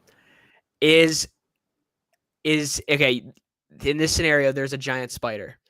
Is the spider scarier if it's the size of a basketball or if it's the size of a car? Do you want a realistic? I answer? want a realistic answer. basketball. I agree. I 100% agree with Yeah, you. I'm gonna say basketball. Why? Because it won't be able to move that well with that much mass. yeah, a car-sized It's spider still can't move jumping. fast. It's still But a basketball-sized one? Okay. Holy crap, you're cooked. For someone who is terrified of spiders, the car would terrify me more. I feel like there are spiders Just that because at it's least is bigger. similar size to a basketball. Yeah, Okay. that's the discussion, but bigger is not always better. Did I Look see? up, was it hawk spiders? The Goliath bird-eating bird-eating. spider. Okay, Matt, did I Huge, man. hear recently that the tarantula might be starting to become native to Maryland? Where did you hear that from, dude? Maybe by you little freaks by this ocean, dude, not by us. Okay, I was scrolling on Facebook for a minute today, and I saw a picture of a tarantula. I quickly swiped because I cannot look at it, but I saw the text, and it says, could be coming into your area. You're going to have to look that up and let me know because I can't look it up. I mean, someone dropped off an alligator in the lake that's right next to Toboggan. That doesn't mean they're native. Someone also allegedly dropped off an alligator at our lake. Someone really dropped off a shark at our lake too, like a couple years ago. But Really? a long time ago, actually. Someone said this will be funny, but that thing died. Put a shark in the lake? Yeah, That's Fun not fact. funny. bunch of Fun fake fact. ones, but one real one. I believe there's one real story of some guy coming from Ocean City who said, I'm going to drop one off, and then scared the locals for like 3 weeks, and it just died because it wasn't the environment it was supposed to be in. Yeah. Fun fact: Piranha- there have piran- been bull sharks found in the Great Lakes Really? because they're one of the only sharks that can somehow yeah. transition from saltwater to freshwater, and they Yeah. just made it up the canal. And Fun fact, when I lived in Nashville, we had a really bad storm and it flooded a bunch of places, and it flooded Opry Mills, and they had like the Rainforest Cafe and all that stuff. So there were piranhas just in the Nashville River from the flood. Just rolling. That's awesome. It was like a terrifying couple weeks, man. That's what I was about to say is piranhas can survive the fresh water. So if you put piranhas in fresh water, it's like game over. Yeah. I thought they were freshwater. Quite frank, I don't know much about piranhas. Not really Not my a area of piranha expertise. enthusiast. I can't. I've seen a piranha eat meat before in a tank, and I'm like, that's more terrifying than a shark. Maybe so. Yeah, maybe so. And that was my question. I just want to know the answer. I'm glad that there are two sane people among us and one Tyler Tulowitzki. Dude, terrified of spiders, man. I almost lost my leg when I was like 10 years old with a spider bite. I just don't play with it. All right, I respect respect. that. Respect that. Don't come play the Yeah. course by me. So Holes many like spiders. 13 and 14 are like Aragog's lair. There, man. It's terrifying. Dude, I it's can't scary. even. Yeah. Taylor, you said you had a question. I do have a question. Mine is disc golf related, unfortunately. I just want to just poll the group just because I'm curious. We don't talk about our own disc golf games anymore. What right now would you say is the shot that you are most confident in your disc golf game? I asked this because I was playing today and came up to a hole from the shorts where like I just had to hit a gap and throw a tomb straight like 250, 260, and I'm just like, there's no shot that I'm just more confident stepping up to. Like in my brain, I'm like, I'm so good at this, bro. And then I hit the first tree, but you know, happens. That's how it is. Just kidding. I made a birdie. Very nice. Tyler, you want to start us off? I can. Probably like. I mean, if we're gonna put a little bit of difficulty onto it, probably like the 300 to 330, like little hyzer flip forehand shot, like through a tunnel shot. I'll say 300. I've got that down pretty well. Like I could step up to it and see the line and see the tunnel shot and not think for a second, like, oh gosh, hopefully I don't hit something. Like Fire or the Sexton Firebird, a little bit of hyzer and pop up and ride straight. That's just something I've got on lock. That's sick. Corey, what's your shot here? Corey, F you, dude. Corey's F answer you. is after he misses a putt with a zone in his hand within 100 feet of the basket. That thing Yeah, is he just rocketing into the chains, bro. What I was gonna say is forehand accuracy. Yeah. There was a couple double mandos that I had to play. Well, not had to, but I played when I was. Where was I last? With Robbie? Yeah, I was in Alabama. There was a couple courses that had some double mandos where it was very narrow trees. The course itself was pretty wide open, but these specific shots were very. It was maybe like a 250-foot hole and 180, 190 out were trees that felt like they were like 5 feet apart. Well, every single time I would go backhand, mentally wasn't there. I was like, yeah, I might be able to make this, but it's not like, I don't know if I'm going to make it. But if I'm standing forehand because I'm standing forward, it's just like, point and shoot. And then obviously second shot at the basket, it's very easy to just like rip one at 90 miles an hour. 90 miles an hour into the chains, yeah. Yeah. I'll say mine is forehand distance shot or relative distance shot. My forehand was like dog water like 3 weeks ago, like terrible. Couldn't throw it 150 feet. And then Corey was like, hey, I think you should do this. And then Overthrow made like a setup video, and I watched both of them. We're just locked in and just added like 125 feet to my forehand distance in like a week and a half, which is pretty nice. Unfortunately, I needed it for the tournament that I played last weekend, and I didn't have any accuracy with it, so I couldn't throw it during any tunnel shots, and would have just birdied holes that I double bogeyed. But in the out far shots are good. So yeah, that's me. Just so anyone has like any I can't even speak tonight, dude. I'm so like, it's probably that picture I just sent you. Yeah, I was gonna say when I said F you to Corey sent me a picture of a spider, and I immediately was like, come on, dude. Awesome. It was, I mean, I'm a big like spider guy. Like I like seeing them and like trying to figure out what they are. And when I was in Myrtle Beach playing a course, there was a spider that was like legitimately this, just like chilling right next to the path. I'll tell you, you should come play the course next to me. You would definitely enjoy it. I'm okay with the little spiders in my house. Like I can deal with those, but like I'll tell you what, I was in Belize it was a long time ago now. It was 5 or 6 years ago, and they had some tarantulas running around there that I could see, and a tarantula was crawling on my bag, and I had to get someone else to check my bag, and I had to believe them that there was no tarantula in there because they were like, I don't know, I checked, but I don't know, I think. And so I was so paranoid, I didn't put that book bag on like the whole rest of the trip. This tarantula's gonna come crawling out of there, dude. Can't do it. Yeah, I don't know. I'm not a very big spider fan. I don't know why this summer all of a sudden this course has only been in for like a year and a half, but this summer, dude, there are just orb weavers back on like the back nine just everywhere. How? Big boys. Like how? Honestly, though, if they where do you see these? If they get like a fifth of the population of gnats in Alabama, or at least this area, bring them, bro. Bring more orb weavers. Do not care. Yeah, he's talking with it. Right. Mine's kind of like a two-part question. Has to do with like your own disc golf game. So the first part of the question is, what speed disc do you rarely or hardly or do not throw at all? And then I want you to say why that disc would benefit you if you actually threw that speed. Ooh, I have an answer. So I've actually been thinking about this a lot recently. I do not throw 7 speeds. at all, basically. Interesting. I think that's a pretty well-known thing, at least in my game. I throw Famously 9 speeds a ton because I love them.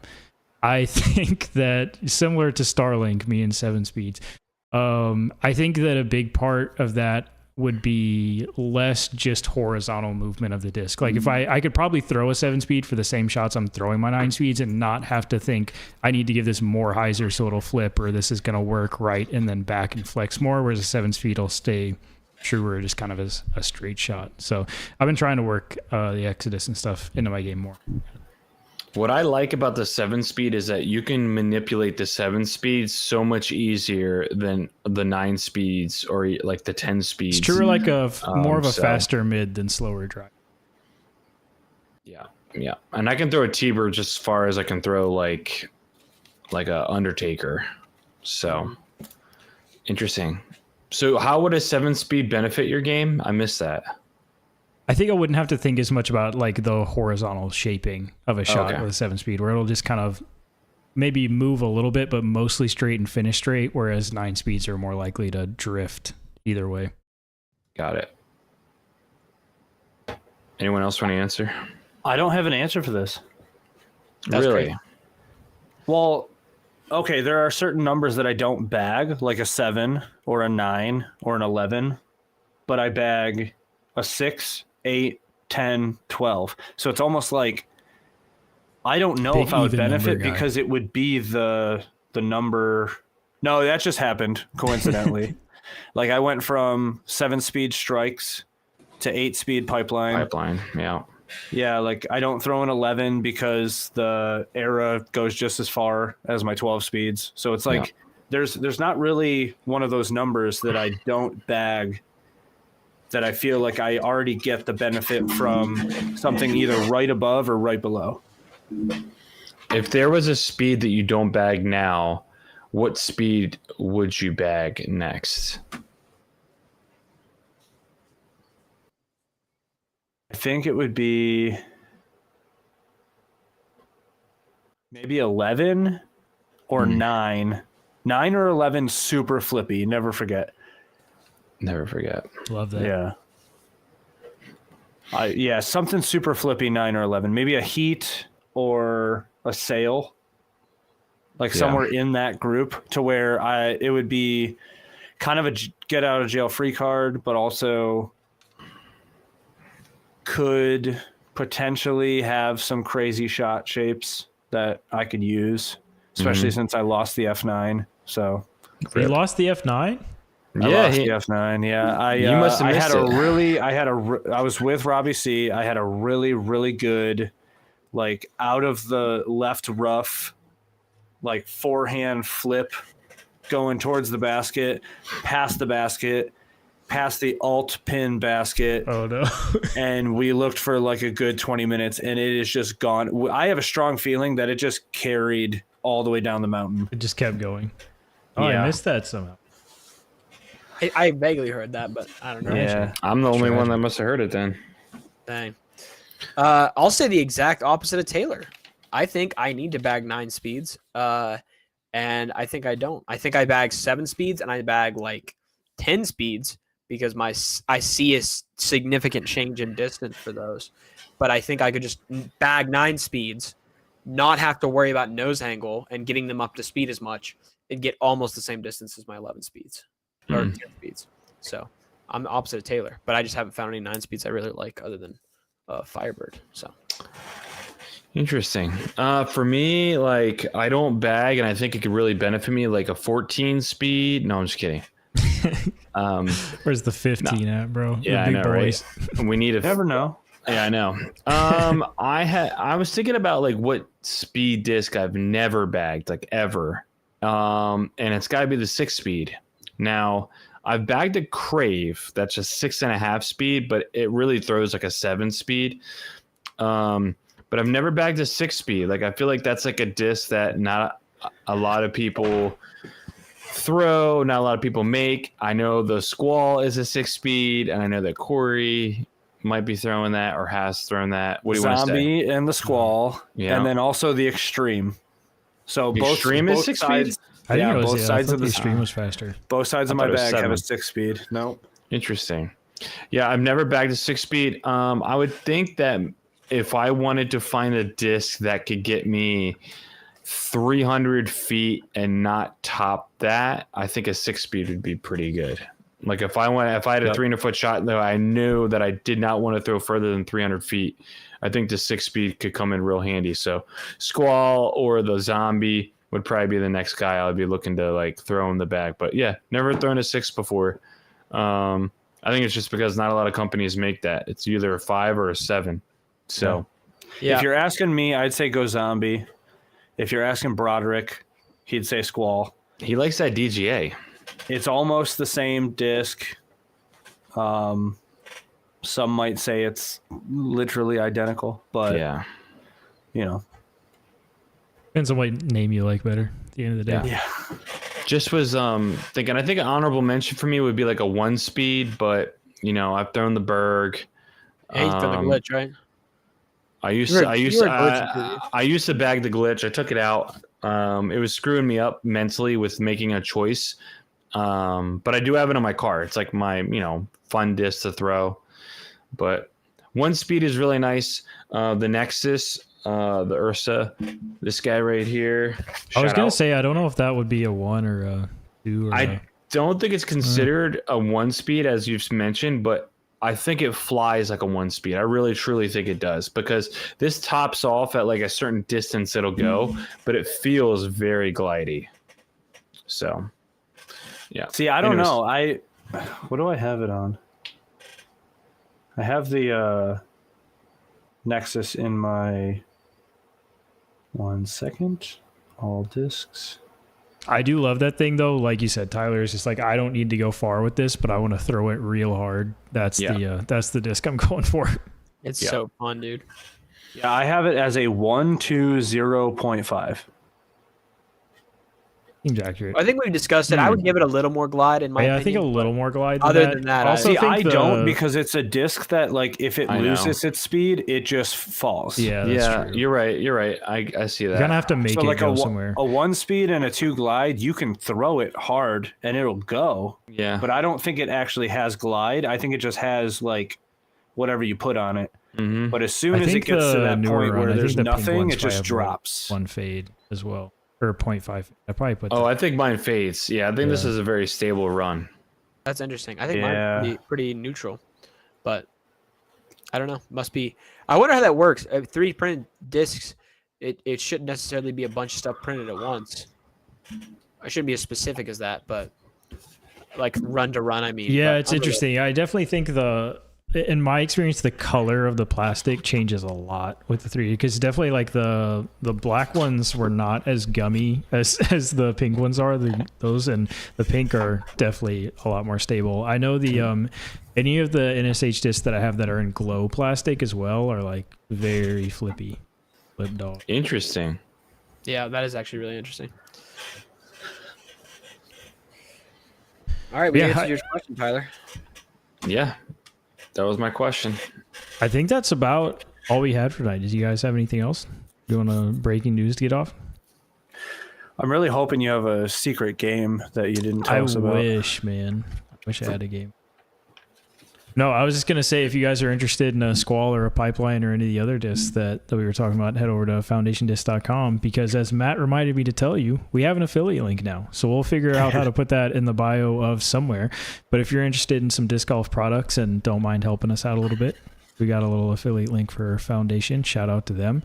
And we've got a super exciting show next week. We are, as kind of alluded to, Tyler's got a new Pro Tour schedule. I think Tyler and Corey have been cooking up a new tour for us next year. So I'm definitely super excited to see what stays, what's getting cut. So come check that out, as well as I'm sure we'll talk about Worlds a little bit. Super excited there. Yep. But tune in next week. We are Wednesdays at 8:45 now, 8:45 Eastern. I'm just going to adopt this time zone that everybody else has. And we'll see you then. Bye, guys. So yeah. How far are you from Eastern Standard? That's actually a great I question. think roughly, I looked once when I was driving just like straight east, I think like half an hour. Yeah, you have to be like right there. That's awesome. It's like half an hour max. So does the sun? It's early for you then on the rise, and it goes down earlier for you in the evening, right? Or No, is the it the rise is opposite? later. The rise is later for him. I would say I Okay. think so. Yeah, I think The rise is later, Exactly. and it goes down later. So when Interesting. so right now it's 6:30 is when the sun rises for me. It would be my 7:30 when the sun rises for him. Dang. So You know, sunrises for that's- Taylor like 7:15. No. It's 6:30 his time. But it's already been an hour. You know how time zones work? Yes, I know how time zones work. Okay, so 6:30 for me is 5:30 for him. So by the time the sun gets to him and rises, it's already been an hour for us. I know. How does this relate to Rise So and it still rises at 6:30. I know, but it would be a slightly different time because he's so close to the time zone. they compare it to like the Oh, westernmost yeah, part okay. of Yeah. the central time Yeah, zone. but not by much. I mean, Taylor, where do you live? What's the city? Southeast Alabama, Oh, gosh. Dothan. the dirty D. So No. We already claimed that. oh, it's the dirty D. No. Are we going through every single Pro Tour stop Yeah. next Yeah. year, next week? Oh, dude, it's not like we're looking at the Pro Tour. We're literally making a new calendar schedule for them, regardless of what they are thinking about doing next year. So here's my question. Yeah, Corey's got some notes on what he wants. Corey's got I've been working on mine. Here's my question. Should we I'm trying to figure out a way to make this enjoyable than us reading off a list. Should we It won't be reading off a list. It's going to be, hey, it's going to be kind of a group effort. to build it? Okay. So I'm gonna bring out my ideas. Corey's gonna bring out I his have- ideas. Well, And I so have then- graphics I'm going to be sending Yeah, so that we could have it pulled up for the stream. Okay. yeah, Here- and then here's we can kind of make a decision as we go together about this is Okay. what we want So- to do. the idea is to have 4 separate goals and then collectively 4 separate tour schedules loosely and then collectively build one unified one. Is that correct? I think I can safely say I have no clue. No, I'm asking is this is a brainstorming, how do we make this good content? Which Corey's already said he's popping graphics, so that's going to help us out. Like my question is, would it be more helpful if like I asked, okay, where does your tour start? And then the other people answer, and then we use that to build a unified unfinished business one. And then okay, where does this next, like, to interview your guys' tour schedules? Is that more helpful? Yeah, we could do that. Yeah, because I'd be fine with it. I don't have to make a full list. I can still, but I can ask you guys who have, Corey has a huge, well documented list, and I could make that style until we build it. There is something about the DGA logo that pisses me off, and I don't know what it is. I don't know why you hate it so It's a much. weird I don't math. mind it at all. I don't love it. I don't love Just it. so you guys know, I'm only 2 degrees farther west than Corey.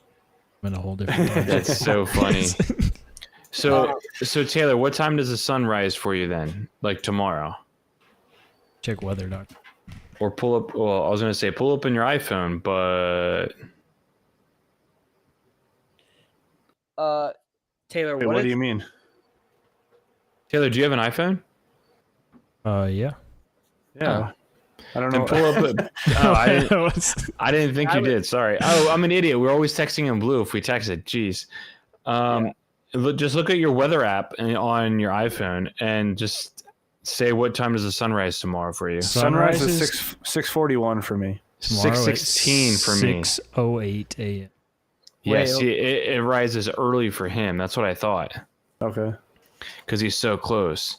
For me, So it's- that would be 7:08 my time, yeah. which means that it's Because 20 Corey minutes. is so close on the west side of Yeah. Eastern time, Eastern where time it's zone. late for him. Yeah, Yeah. 6:16 for me. Well, I have correct time. 6:30 for me? So Yeah, like I would think it's like me, Matt, and then Corey. Yeah, that makes so that makes a lot of sense. Okay, so getting back to this episode, I'm just trying to. So we can have. I'm trying to make sure. Matt's stressing real bad. No, I Time just want to make zones sure is it's unfinished. a good thing. Taylor can pop up a map, and we can straight plot. Plot on our map, like, hey, we're starting here. Well, no, don't worry. I'm gonna have the graphic. Or you can build it. If you build it, that works. But I don't have to like. I don't know. I'm just trying to think of a good way to make this not we are reading off everything. It won't be us reading; it'll be us discussing what we want to do. Yeah. Okay. And Corey and the thing is, I started this idea about 3 weeks ago, and then Corey was like, "Yo, I want in on that." Well, to be honest, I've been thinking about this for like a long time. Right. But it was he said I'm doing this, and I was like, oh my god, this is my opportunity. Yeah. And then Corey started coming up with some ideas, and then we were texting back and forth for like a day. But then I was like, I can't think about it right now. And anyways, so I've been doing it roughly here and there when I have some time. But also, there are additions to this that don't actually exist. Yeah, I figured. Like we're talking like if this was like if we had like an angel donor, right, and it doesn't matter how much money that it costs, they're like make the perfect Pro Tour schedule. Right. Like we're not thinking about what the Pro Tour has done and will do next year. Yeah. So, dude, I got mine color coded and everything. Dang, So he's ready. Dude, this is if we chunk this up right, this would be bussin' content for little reels and stuff like that. Like if we slap Corey's like, I'm taking this off the schedule, and it's a 1-minute rant of Corey saying why he's taking certain events off the schedule. Why Worlds isn't gonna be next year? Yeah, why Worlds No isn't World gonna Championship. happen next year? Or Tyler's like, I'm adding this for this reason. That would go crazy. It's not Worlds that's not happening. It's something else. That would actually be bussin'. I don't know if you guys understand what I'm saying about how I'm gonna hopefully fix our reel system. I'm using something that it's gonna look like this, where all of our heads are in here, where it just shows it doesn't have any of this weird overhang that exists when we try. Why'd you make me look weird? Hey man, you had a blocky head in this one. I don't know what to tell you. And then afterwards, I'll upload it to our software, and then it won't be bouncing around with like half of red hanging out. It'll be one clear, consistent, concise thing where you can see all of our faces, and it doesn't look bad. Yeah. And it'll have room to put captions on the bottom, and the caption of the post won't get in the way. So I need to put this away because I'm totally about to ask some questions. And yeah, don't do that yet. Literally. Yeah. All right. Well, boys, I actually have to get off because I have an early meeting tomorrow morning. Oh, boo-hoo. Hey, I know. I really want to sleep because I don't know when my kid's getting up. So. All right. See you guys. All right. Bye. Taylor, I might be sending you a lot of stuff for the next week. Uh-oh. Like this in the mail? No. Like for the graphics and stuff. That's yeah. fine. What all graphics are you trying to make up, or are you making? Dude, I'm going to be making a lot. Like what? I'm actually curious. Well, I assume a list that's gonna look decent, right? No, I just saw the Tyler. So you've seen like the Pro Tour schedule map, right? Well, I want to make one of that for me, and then I'll have a blank one for us to be able to like, okay, so this.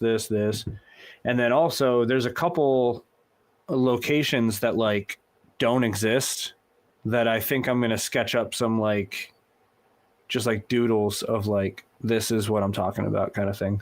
Okay. Here's what I'm thinking. Taylor, are you putting together a huge schedule? Are you putting together the schedule or not? Have you gotten around to it? Do you have any intention? I didn't know.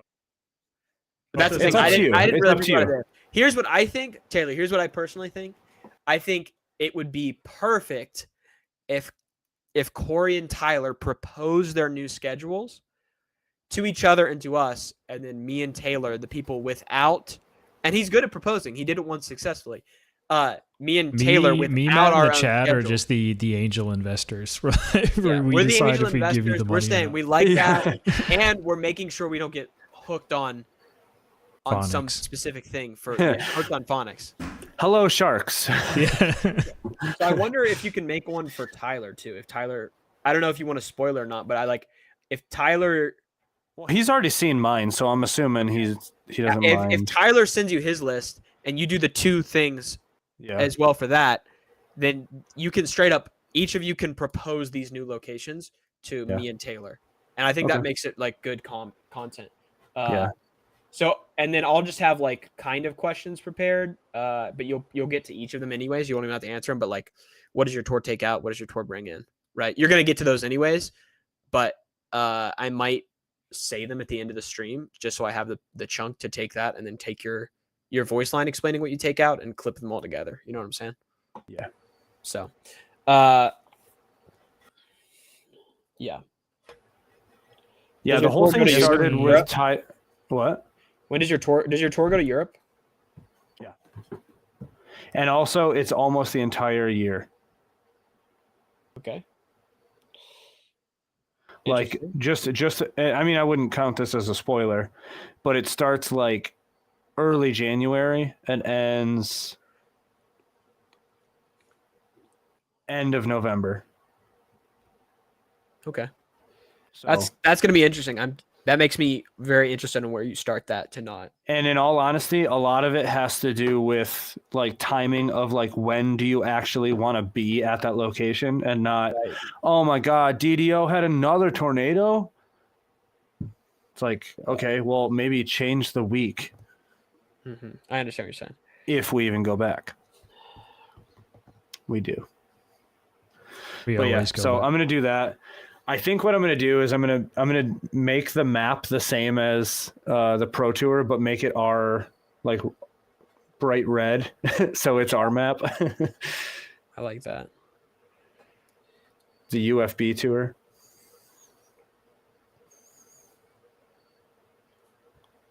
What are you looking at, Taylor? Bro, why is there an old man telling me to get deep in the pocket? I was cleaning out our watch history for the Unfinished Business channel so Matt doesn't spaz out again. Oh no, don't do that. It's out He there, likes bro. to It's out there. No, watch history creates recommendations that are like for you. So now you're gonna get even more weird stuff. Well, it used to be exclusively chess, and now it's starting to like. I don't even know how to. Bro, explain this. Tyler's on It's there starting- watching chess. Yeah, vids but every day. did we watch the chess.com invitational? Yeah, but no, I'm saying I watched our thing. Matt, he's watching Magnus Carlsen videos on there. Oh, okay. There was one actress. He was watching a bunch of shorts about one actress not long ago. I was Hey, yo. giggling about that. I'm not gonna lie, had me giggling. I'm so glad I don't have this information. Corey might be a demon with this information. I'm not gonna. I don't lie. have the login or anything. I don't Dude, want it. it's in the dang. I'd rather be the guy that you guys can say like, "Hey, could you like within the week maybe make this graphic?" And then I send it to you 5 seconds later. I'm like, "Here." It's in our big list of podcast stuff. Bro, I'm having that a lot of fun Supra with these, graphic is sick. By the way, Yeah, Thank that you. super graphic is I sick. like I like that one. Yeah. You're having a lot Well, of fun it with was that now? it was funny because out of nowhere, Marcus was like, "Hey, Corey Kramer, how have you been?" And I'm thinking like, "Am I in trouble? Like, What did I what's do? going on?" But actually, it was like, one, he started asking about like new graphics and stuff, and then also like, he's like, to be honest, I feel like I've been so like far away from the team and like everything because of the 2 new molds that they're like about to start rolling out. And Those should be cool, so- by the way. yeah, so he was like, can we make some graphics for those? And then also I asked him, I was like, is there anything you want to push? Because I feel like we haven't had like a push of any of our molds in a while. Mhm. So he's like, we just got a new batch of Radiant Supras back in. So like, I guess we could do a stamp of that if you have anything. And I was like, I actually have a stamp for the Supra that I've just been waiting. I've just been like sitting on because like we haven't really had anything for it. So that I was wouldn't the mind- stamp. I wouldn't mind another rally stamp either, in my opinion. Yeah. I think the issue Same. with the issue with the rally is like everyone got the really beefy ones, and then we had the normal stamp ones, and everyone got quiet when the normal ones came out. So like I feel like no one, not even anyone on the team I'm seeing, is throwing a rally.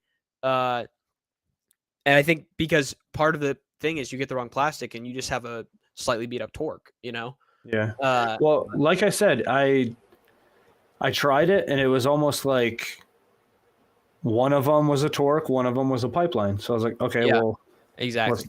yeah. I need to get some not in Radiant because I either have brand new Radiant that I haven't beat up or first runs that are stupid stable. Yeah, the second run forged is really good. It feels very gummy.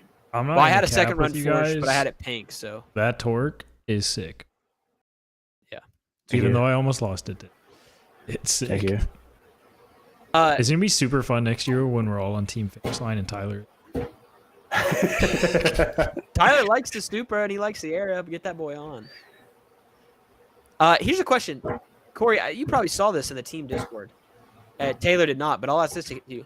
Everyone in the team Discord was like, "Dude, it would be sick if we had an overstable 9-speed." And I'm like, the torques are like Firebird level, and I'm like, the torques are like a pretty good Yeah. overstable. Like I would say almost like a Texan. is it a Firebird? No, but like I took out my Scepter to use the torque instead. Yeah, 'Cause, exactly. like That's what maybe it's just me. I don't need something that overstable. I feel like where like I will use the torque way more often than I will use that Scepter. Yeah, and I like the Firebird I want is the Firebird I lost in Charlotte, which was beat up to pretty much be a torque that was a little flatter, so it felt better in my forehand. So like I don't even know. Everyone's geeking about it. I'm like, I need to pull a Raptor out and like throw it again because I haven't thrown it in a while. But when I was throwing Raptors, they were going like 275, and I would have to throw them on like a flex angle. Yeah. And these torques, I'm throwing flat or even on hyzer, and they're flipping up a little bit, and they're going like 350. Yeah. I say for me, it was more like I could have this that's usable and I'll throw it a lot, or I just have this Scepter in my bag that's like, oh, if it gets really windy or I just want to chop something over stupid, I may throw this like once every 6 rounds. So, Yeah. dude, the torque. so is I'm pretty straight much, up on I'm on hole 1 straight up torquing it. Yeah. By it, I mean Yeah. my torque. I gotta send you a forged one too because it's a Are those little. Personally, it's a little flippier, and it feels really good on backhand too. I feel like that could almost be like my straight grunt instead of a grunt. Honestly, I was thinking about it today, and I was like, I could put an Era and a Super in my bag and be chilling. Oh yeah, And dude. then, Being chilling big and time. then I'll just get you on the team. and Yeah. Taylor, with the new stuff coming out, your life is so easy to get. Like, or even if you like deep dish throwing putters, you just put a pace. I don't You're unfortunately. Well, you're cooked. You're cooked. But I'm no, cooked. Supra is so easy for you. I bet even like a new one, pretty well hyzer flips, or new forge, I should say. But it's just so easy to. You pop that in there and you're like, okay. I mean, it doesn't feel amazing on the forehand, but you can forehand it and then you're done. Problem In solved. all honesty, between finish line and birdie, I could have a full bag. I just choose to have like certain molds from other companies. You could just have a strike or a rally and be chilling. Beat it up slightly and you'd be Yeah, a like pipe. every slot I have for that, but then are there's they choices. still, like, are they making strikes still? I Strike. mean, they made that new Uh, infinite run, right? Oh, I forgot. There is the new plastic. Infinity. Infinity. My bad. Mobby. Yeah. Dude, I was playing this tournament over the weekend, and some kid was just like, after round 1, because there was nobody in our division, we knew we were playing together again, and he was like, Matt, you got the craziest companies in your bag, bro. You got the wildest small companies. And it started because he saw my Nexus, and I was like, yeah, feel this. It's 3D printed. And then he's like, holy crap, dude. And then I put my bag down by like hole 5, and I just turn around, and him and his buddy are just digging through, and they're like, dude, what is this, a Supra? This is a sick thing. Like, dude, this is sick. And then they're like, what is this, a Jokery? Because I was throwing the Jokery like crazy. They were like, dude, the Jokery? How do you even find out about this stuff? And I'm like, I don't even think it's that. Like, I took a stock thought about it. I was like, well, yeah, I mean, to be honest with you, I am throwing a lot. Like they were like Clash Discs. What the heck is Clash Discs? I'm like, I am throwing a lot of smaller companies, but I'm like, they're not that much smaller in my opinion. And then they're like, how do you even find out about these? And I'll be like, I'll be honest. Sometimes they just don't market themselves well. Like that can because I'm like, Yeah. I realize these guys don't know. Like the Jokery is so sick. Well, there's Yeah. I feel like there's 3 levels of getting into a niche, and we are all level 3. Like we are. Yeah, we're in We there. know about brands before they even come out, kind of thing. Yeah, I kind of forget Yeah, that's and the thing because they're like people local to me that were like I'll play tournaments or whatever before, and they're like there's still people I talk to that don't know Infinite has a line of this. They just think they're like Yeah. retail. Yeah. And I would say that would be like level 2. Yeah. Level 2 is the like I know Innova, I know Discraft, and maybe Like Discmania. Discmania. Yeah. stuff yeah, like- so maybe Trilogy. one other, but a lot of their stuff is just main brand, the Destroyer, and that's about it. MVP's probably up there now, I would say. Yeah. Depending on And then there's- like I what's in mean, your think local about it. shop, probably. Think about how many niches there are where you don't even know people are like into that thing, and then once you take like literally dip your toe into looking into it, you're like, oh wow, this goes like so deep. Mm-hmm. That's what disc golf is for us. Yeah, you're right. I yeah. Man, That's, spitting this kid facts was right just now. this kid man is spitting facts. I was just these kids were just like, holy crap! And then the one kid just walks up to every hole, throws a flex forehand with a Raptor, and wins the division by like 14 strokes. And I'm like, Built different. man. gosh, I'm Built like, different. I'm not even playing bad. I'm just not playing good. Like, I was like, this kid like popped. He beat the division above us as well. I'm like, yeah, I can't. This kid forehand this kid forehand a buzz in for eagle on the last hole and just Bro, walked it in. I was I like, would "Oh, say I come on." remember like before I moved down here, I played a tournament like probably like 5-6 years ago, maybe not that long, 3-4 years ago. And it was like I was on lead card for MA2 with this kid that ended up winning. That just literally hyzer flipped a leopard 3 on forehand every hole.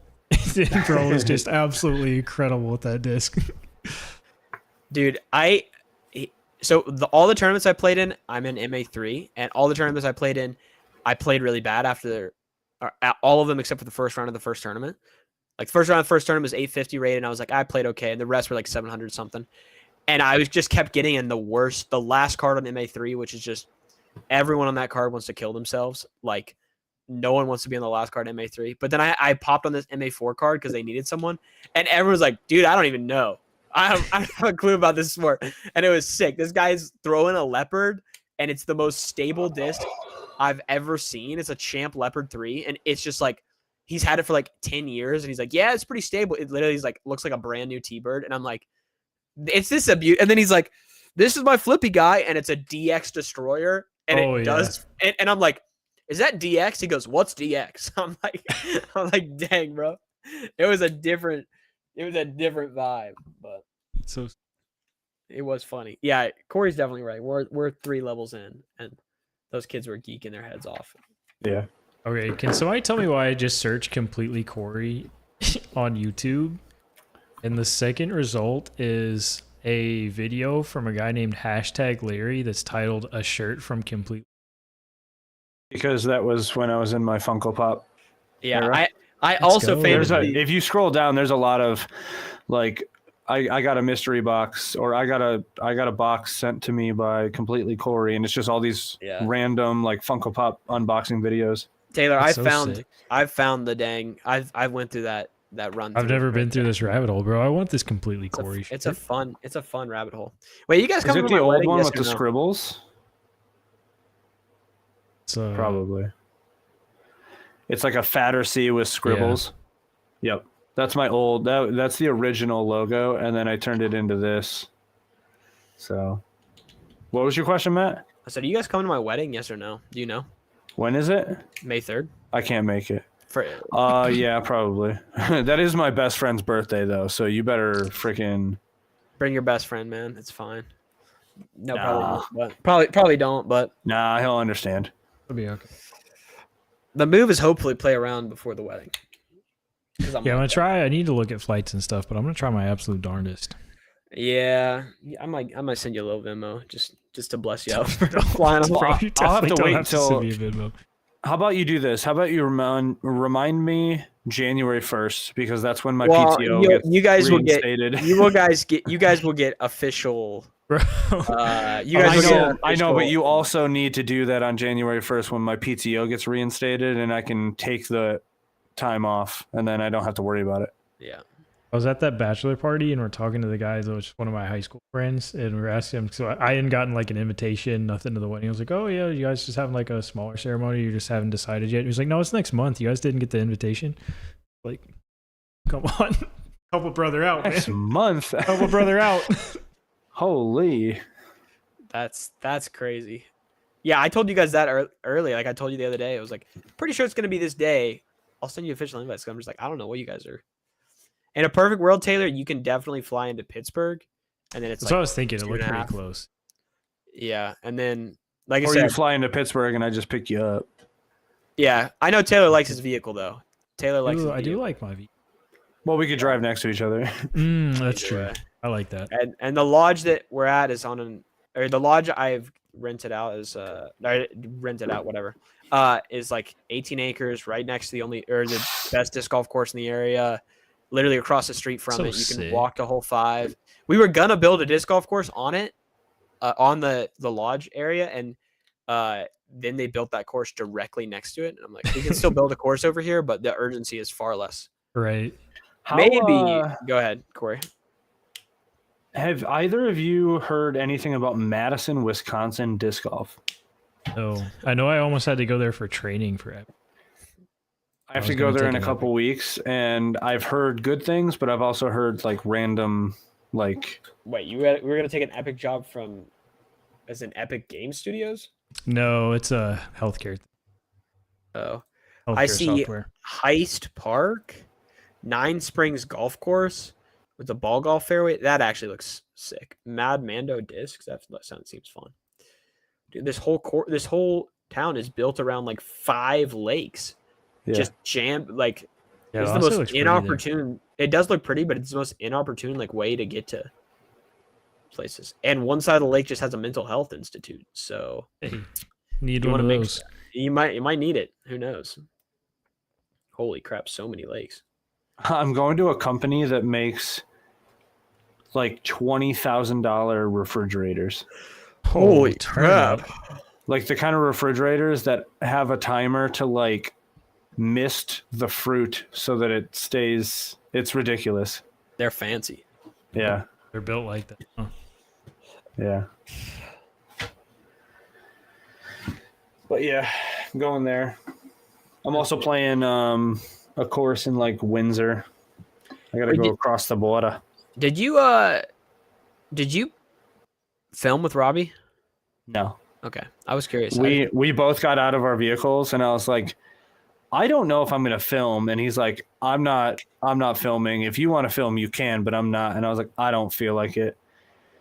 And then I ended up filming at George Ward one morning, and I went back to Inverness and played the shorts. And holes 1 through 10, my microphone was off, so there was no sound. That stinks. That is a certified tough one. Yeah. When I queued up our video, Corey, I was like, wait, that's my voice with an actual mic on. That's crazy. Yeah. Compared to the last one. Yeah. Microphone struggles just tough. Dude, everyone fights their demons. Mine is just a forgetfulness. I just break mine too often. Like I plugged it in, didn't even think to look to see if the screen was even lit up.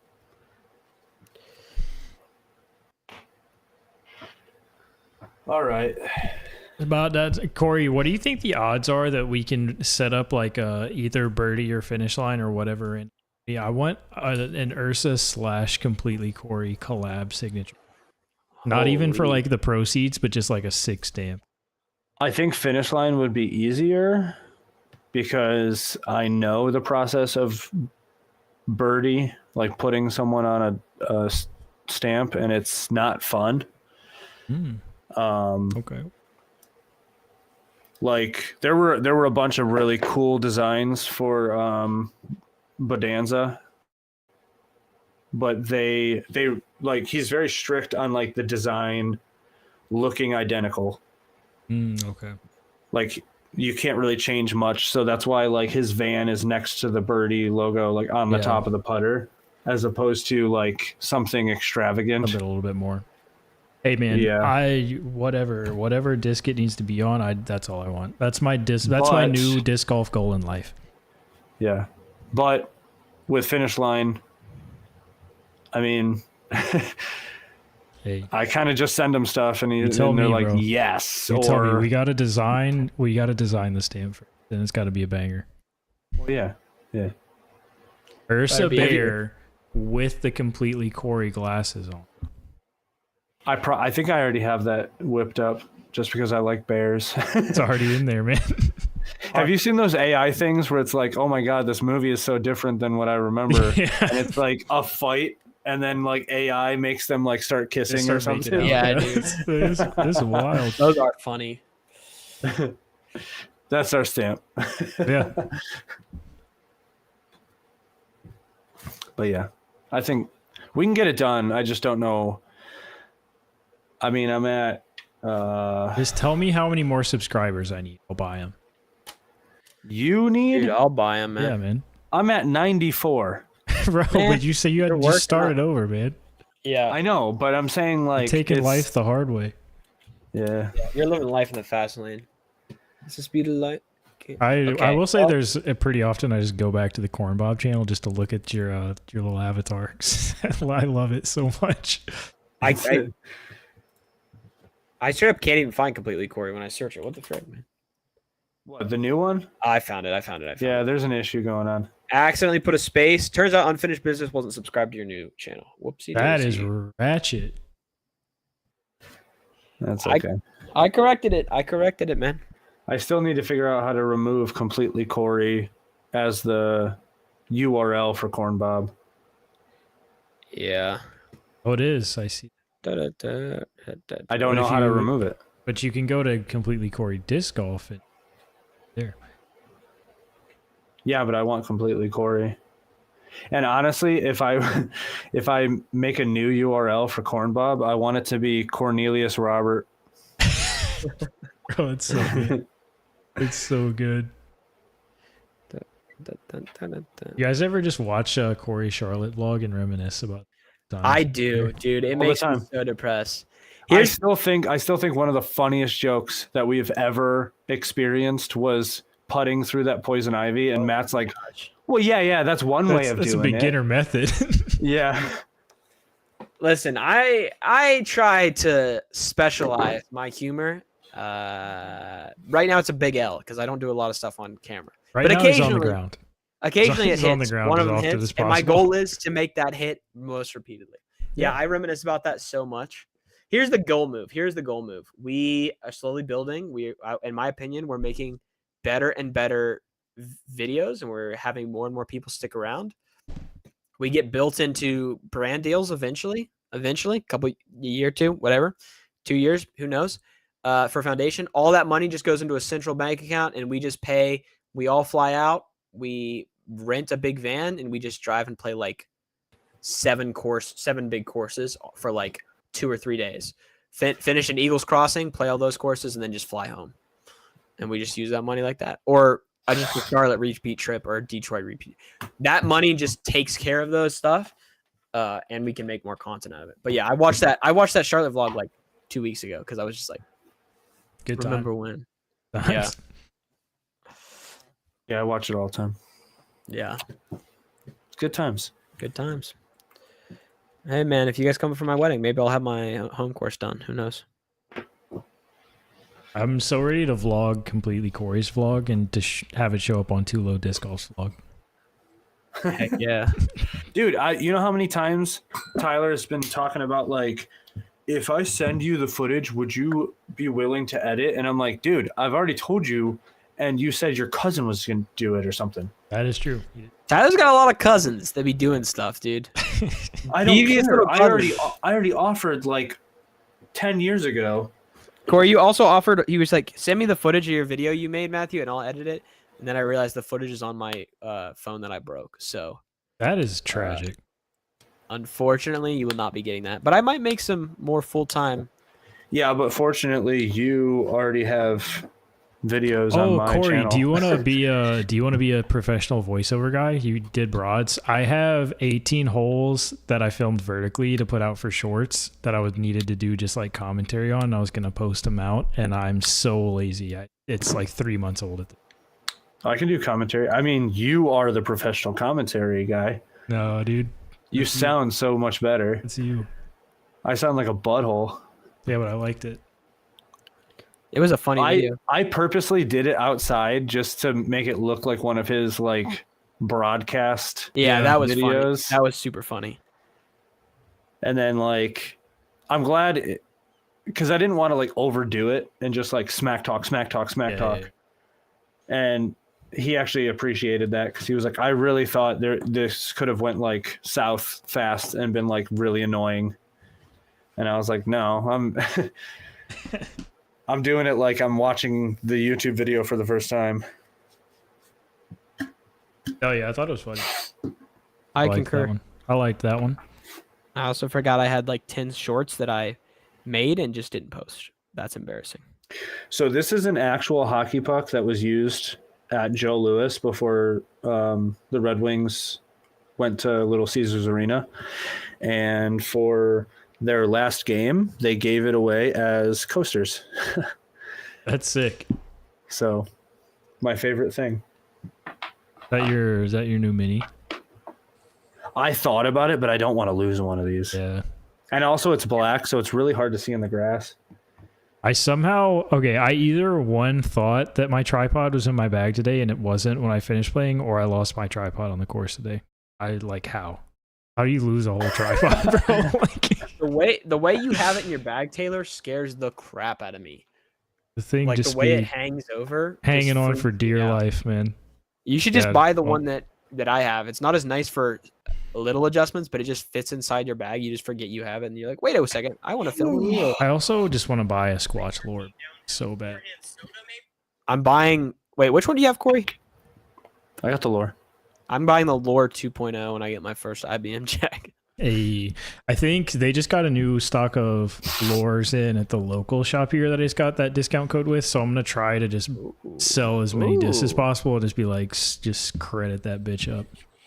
Yeah. That would actually be the move, yeah. That's my second goal. Goal 1 is the collab stamp with Corey on whatever finish line disc he likes, and then goal 2 is get a bag for free with referral money. Gosh dang. My reel I posted of me forehanding a disc was back when my forehand was just dog water like 3 weeks ago. I released it on so much Annie and it never should have come back, but my forehand is so weak that it did. That's depressing. But no, dude, do that and then make a review of the lore, and then maybe I'll remember to make a review of my Atlas bag that I never did. That I told after you buy a lore, you post a review of the Atlas. I'm just bag. gonna say that like I'm the kind of individual to really take some time, and so I spent all summer beating the crap out of this bag to see how good it Treat really like is. shit. Yeah, that's what I'm gonna say. Did I? I'm gonna send you some rallies, Tyler. Or Taylor. Sorry. So disrespectful. Sorry. What so this collab stamp is definitely happening. I'm speaking into existence. What mold should it be? I don't know. Maybe So one of I'm the new thinking- ones, dude. What molds are there? Yeah, what's new? I know there's like a zone coming, right? There's a zone coming, and there's a there's a zone and there's a rise. Oh, like a straight mid? Yeah, but It's- now Marcus I is thi- saying they whoopsie daisied and made it straighter than they meant to, like where it's like really close to a Supra. That's what he was saying in the. I don't think. I think it's going to be directly in between Supra and Rise, Yeah. which is Because the that would Rise be is nice. Rise is like kind of a stable MD3, right? At least from what you were throwing. Yeah. It's what 5402, I think, and those numbers are exact. Bro, I looked down today and I only have 3 infinite discs in my bag right now. I feel like just a different person. Holy crap. It's almost like the you know that like slow breakup where you're like, I don't know what's actually going on with us, but Yes, like I think that's exactly what it is, bro. yeah. Dude, I've been there. Hey, by the way, everyone, if you have unfinished businesses, Instagram account in your description of your Instagram, it's now different because Tyler changed our @. I just realized that. A little So fella he is. instead of @UFB or UFPodDG, it's @unfinishedbusinesspod, which is probably better, to be That honest is with you, probably better over considering he's just commenting it on there under a bunch of people's stuff, so at least they know like what this is. Unfinished business. Yeah.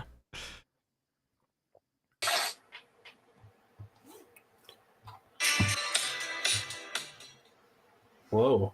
Sorry. Forehand soda, maybe? Oh, I should edit this out. So truly, what is? Maybe I just need core. Also, that's another thing where like, I feel so sad that just like I genuinely love some of the pie pan molds so much, but they're non-existent to me now, man. Yeah, it's tough. Maybe? Wait, what? Why not? Just because they're not making stuff? I don't think they've made any new runs of anything in a while, but like I try to holla at them and they just don't be hollering back, bro.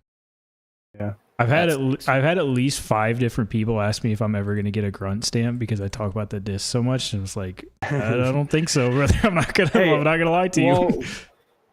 What about this? Okay, so hold on. I gotta find out what's in your box. What's in the box?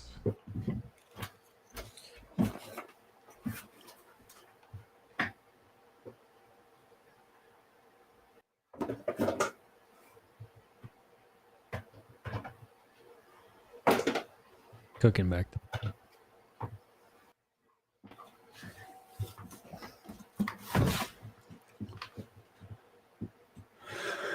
I should probably send this out like ASAP, but okay. So we've got This box is grown. I know Radiant Rally. Okay. So it's glow. It's a little more stable, but once you start throwing it, it beats in a lot quicker. Pink and purple. Pink and purple forged. I was gonna say forged, so it's purple. Purple forged is the like flippiest. I would consider the flippiest color plastic. Okay. Pink is not. Rallies or torques? These are all rallies. All Rally. 3 of these. Corey, does that have So- splatters in it? Like, is there like red dots in the pink? Look at it. It almost looks like white. Okay. Well, that might be the exact same run I have of pink ones. Yeah, mine looks like that too. Yep. Those are stable compared to a torque. Yeah, so Okay. this is like a beefy one. This is a flippy one. This one is like probably in between, but it'll end up being flippier than the purple. Dimes, Dime gang. grunts. And I think it would be one, you should do a video on just the 3 rallies. And then you should do rally versus grunt and see how they I like that. hold up. See, to I was each just other. say honestly, I'm the type of person where if I throw the rally good one time, I'm gonna DM you and be like, "Bro, can you get me on finish line like tomorrow?" Or what's the Yeah. news? What's the news there? They're really good. It's just they conveniently came out in the second run plastic because the first run plastic is like hard. Oh really? Oh yeah. So it's dude. like they were I would say like half a tick less stable than a torque. Like it was basically the same disc. so stable. And then they came out with this, which is like, oh yeah, And the we rally's got supposed to be straighter, right? Like, I'm trying to get. For some rally's reason, supposed to those two be- I flip in my mind all the time. Yeah. It's Well, I think it's they 8-6 were- minus 1-1. Or originally it was supposed Yeah, to be that's what it was minus supposed to be. 1-1. They did Gotcha. -1. They did 8-6 -1-2 now because they still have a little bit of stability in them. But yeah, like But if you end up liking it, maybe that's what our stamp should I was be gonna say, on. no one's talking about the rally because Broad dropped that rally. He said hex nah, and then no one's talking about it. And Yeah. I gotta order a bunch of team stuff as well. I need some more eras. Bro, you can get finish line cheap on it, too. Yeah, buddy. Yeah, no. Not gonna cap with you, dog. Do you get any kind of like generalized discount for stuff? Okay, 20% off. Okay, so you get 20% off the sales price of some of those. Mhm. I was just looking at it. There's rallies. The only thing you have to be concerned about is they should all be stamped first stamp, but I actually was just looking at the rally before the pod started. The off chance you get an X out that is first run, and you just get a drastically. Those are just beef They're dogs. not draft. They're just beef. If it has the team like the finish line bar stamp, then it's the first one. Or if it just says 8-6 -1-1 instead of -1-2, that's another way to Then tell. it's a capper. Oh, and they are capping big time. This one's got an era stamp on it, so Here's a Rally bomber. with an arrow stamp. I just Yeah. found one that's a bomber blast that was from this guy's tournament that they actually double stamped.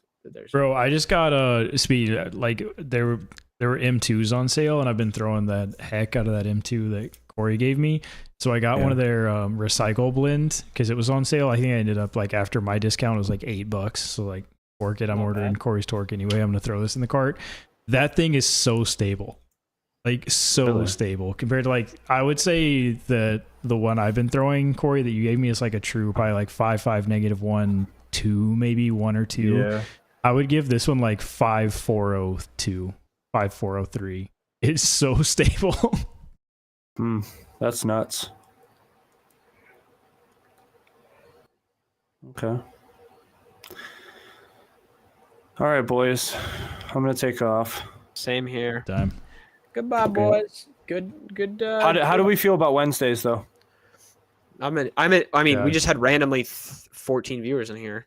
It's I true. don't think that's relevant for the entirety of the thing, but like I think it'll be better. No, but we also had a very chill talking Yeah, I would say session this today. wasn't like So if we do have random people jumping in, it might end up being better when we have like a real podcast for them to be like, oh, this is actually talking about disc golf. yeah, there's a good in between. I feel like, and I think that we're getting closer and closer to that, which I love.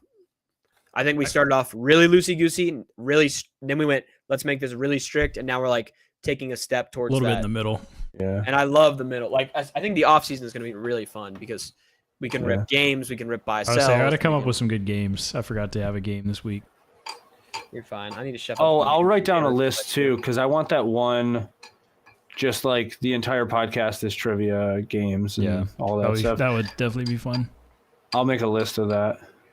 Okay, before I leave, I am so excited. I sent that video to DGA, Yeah. and whoever does their Instagram was like, dude, I just watched it last night. That is such a good video.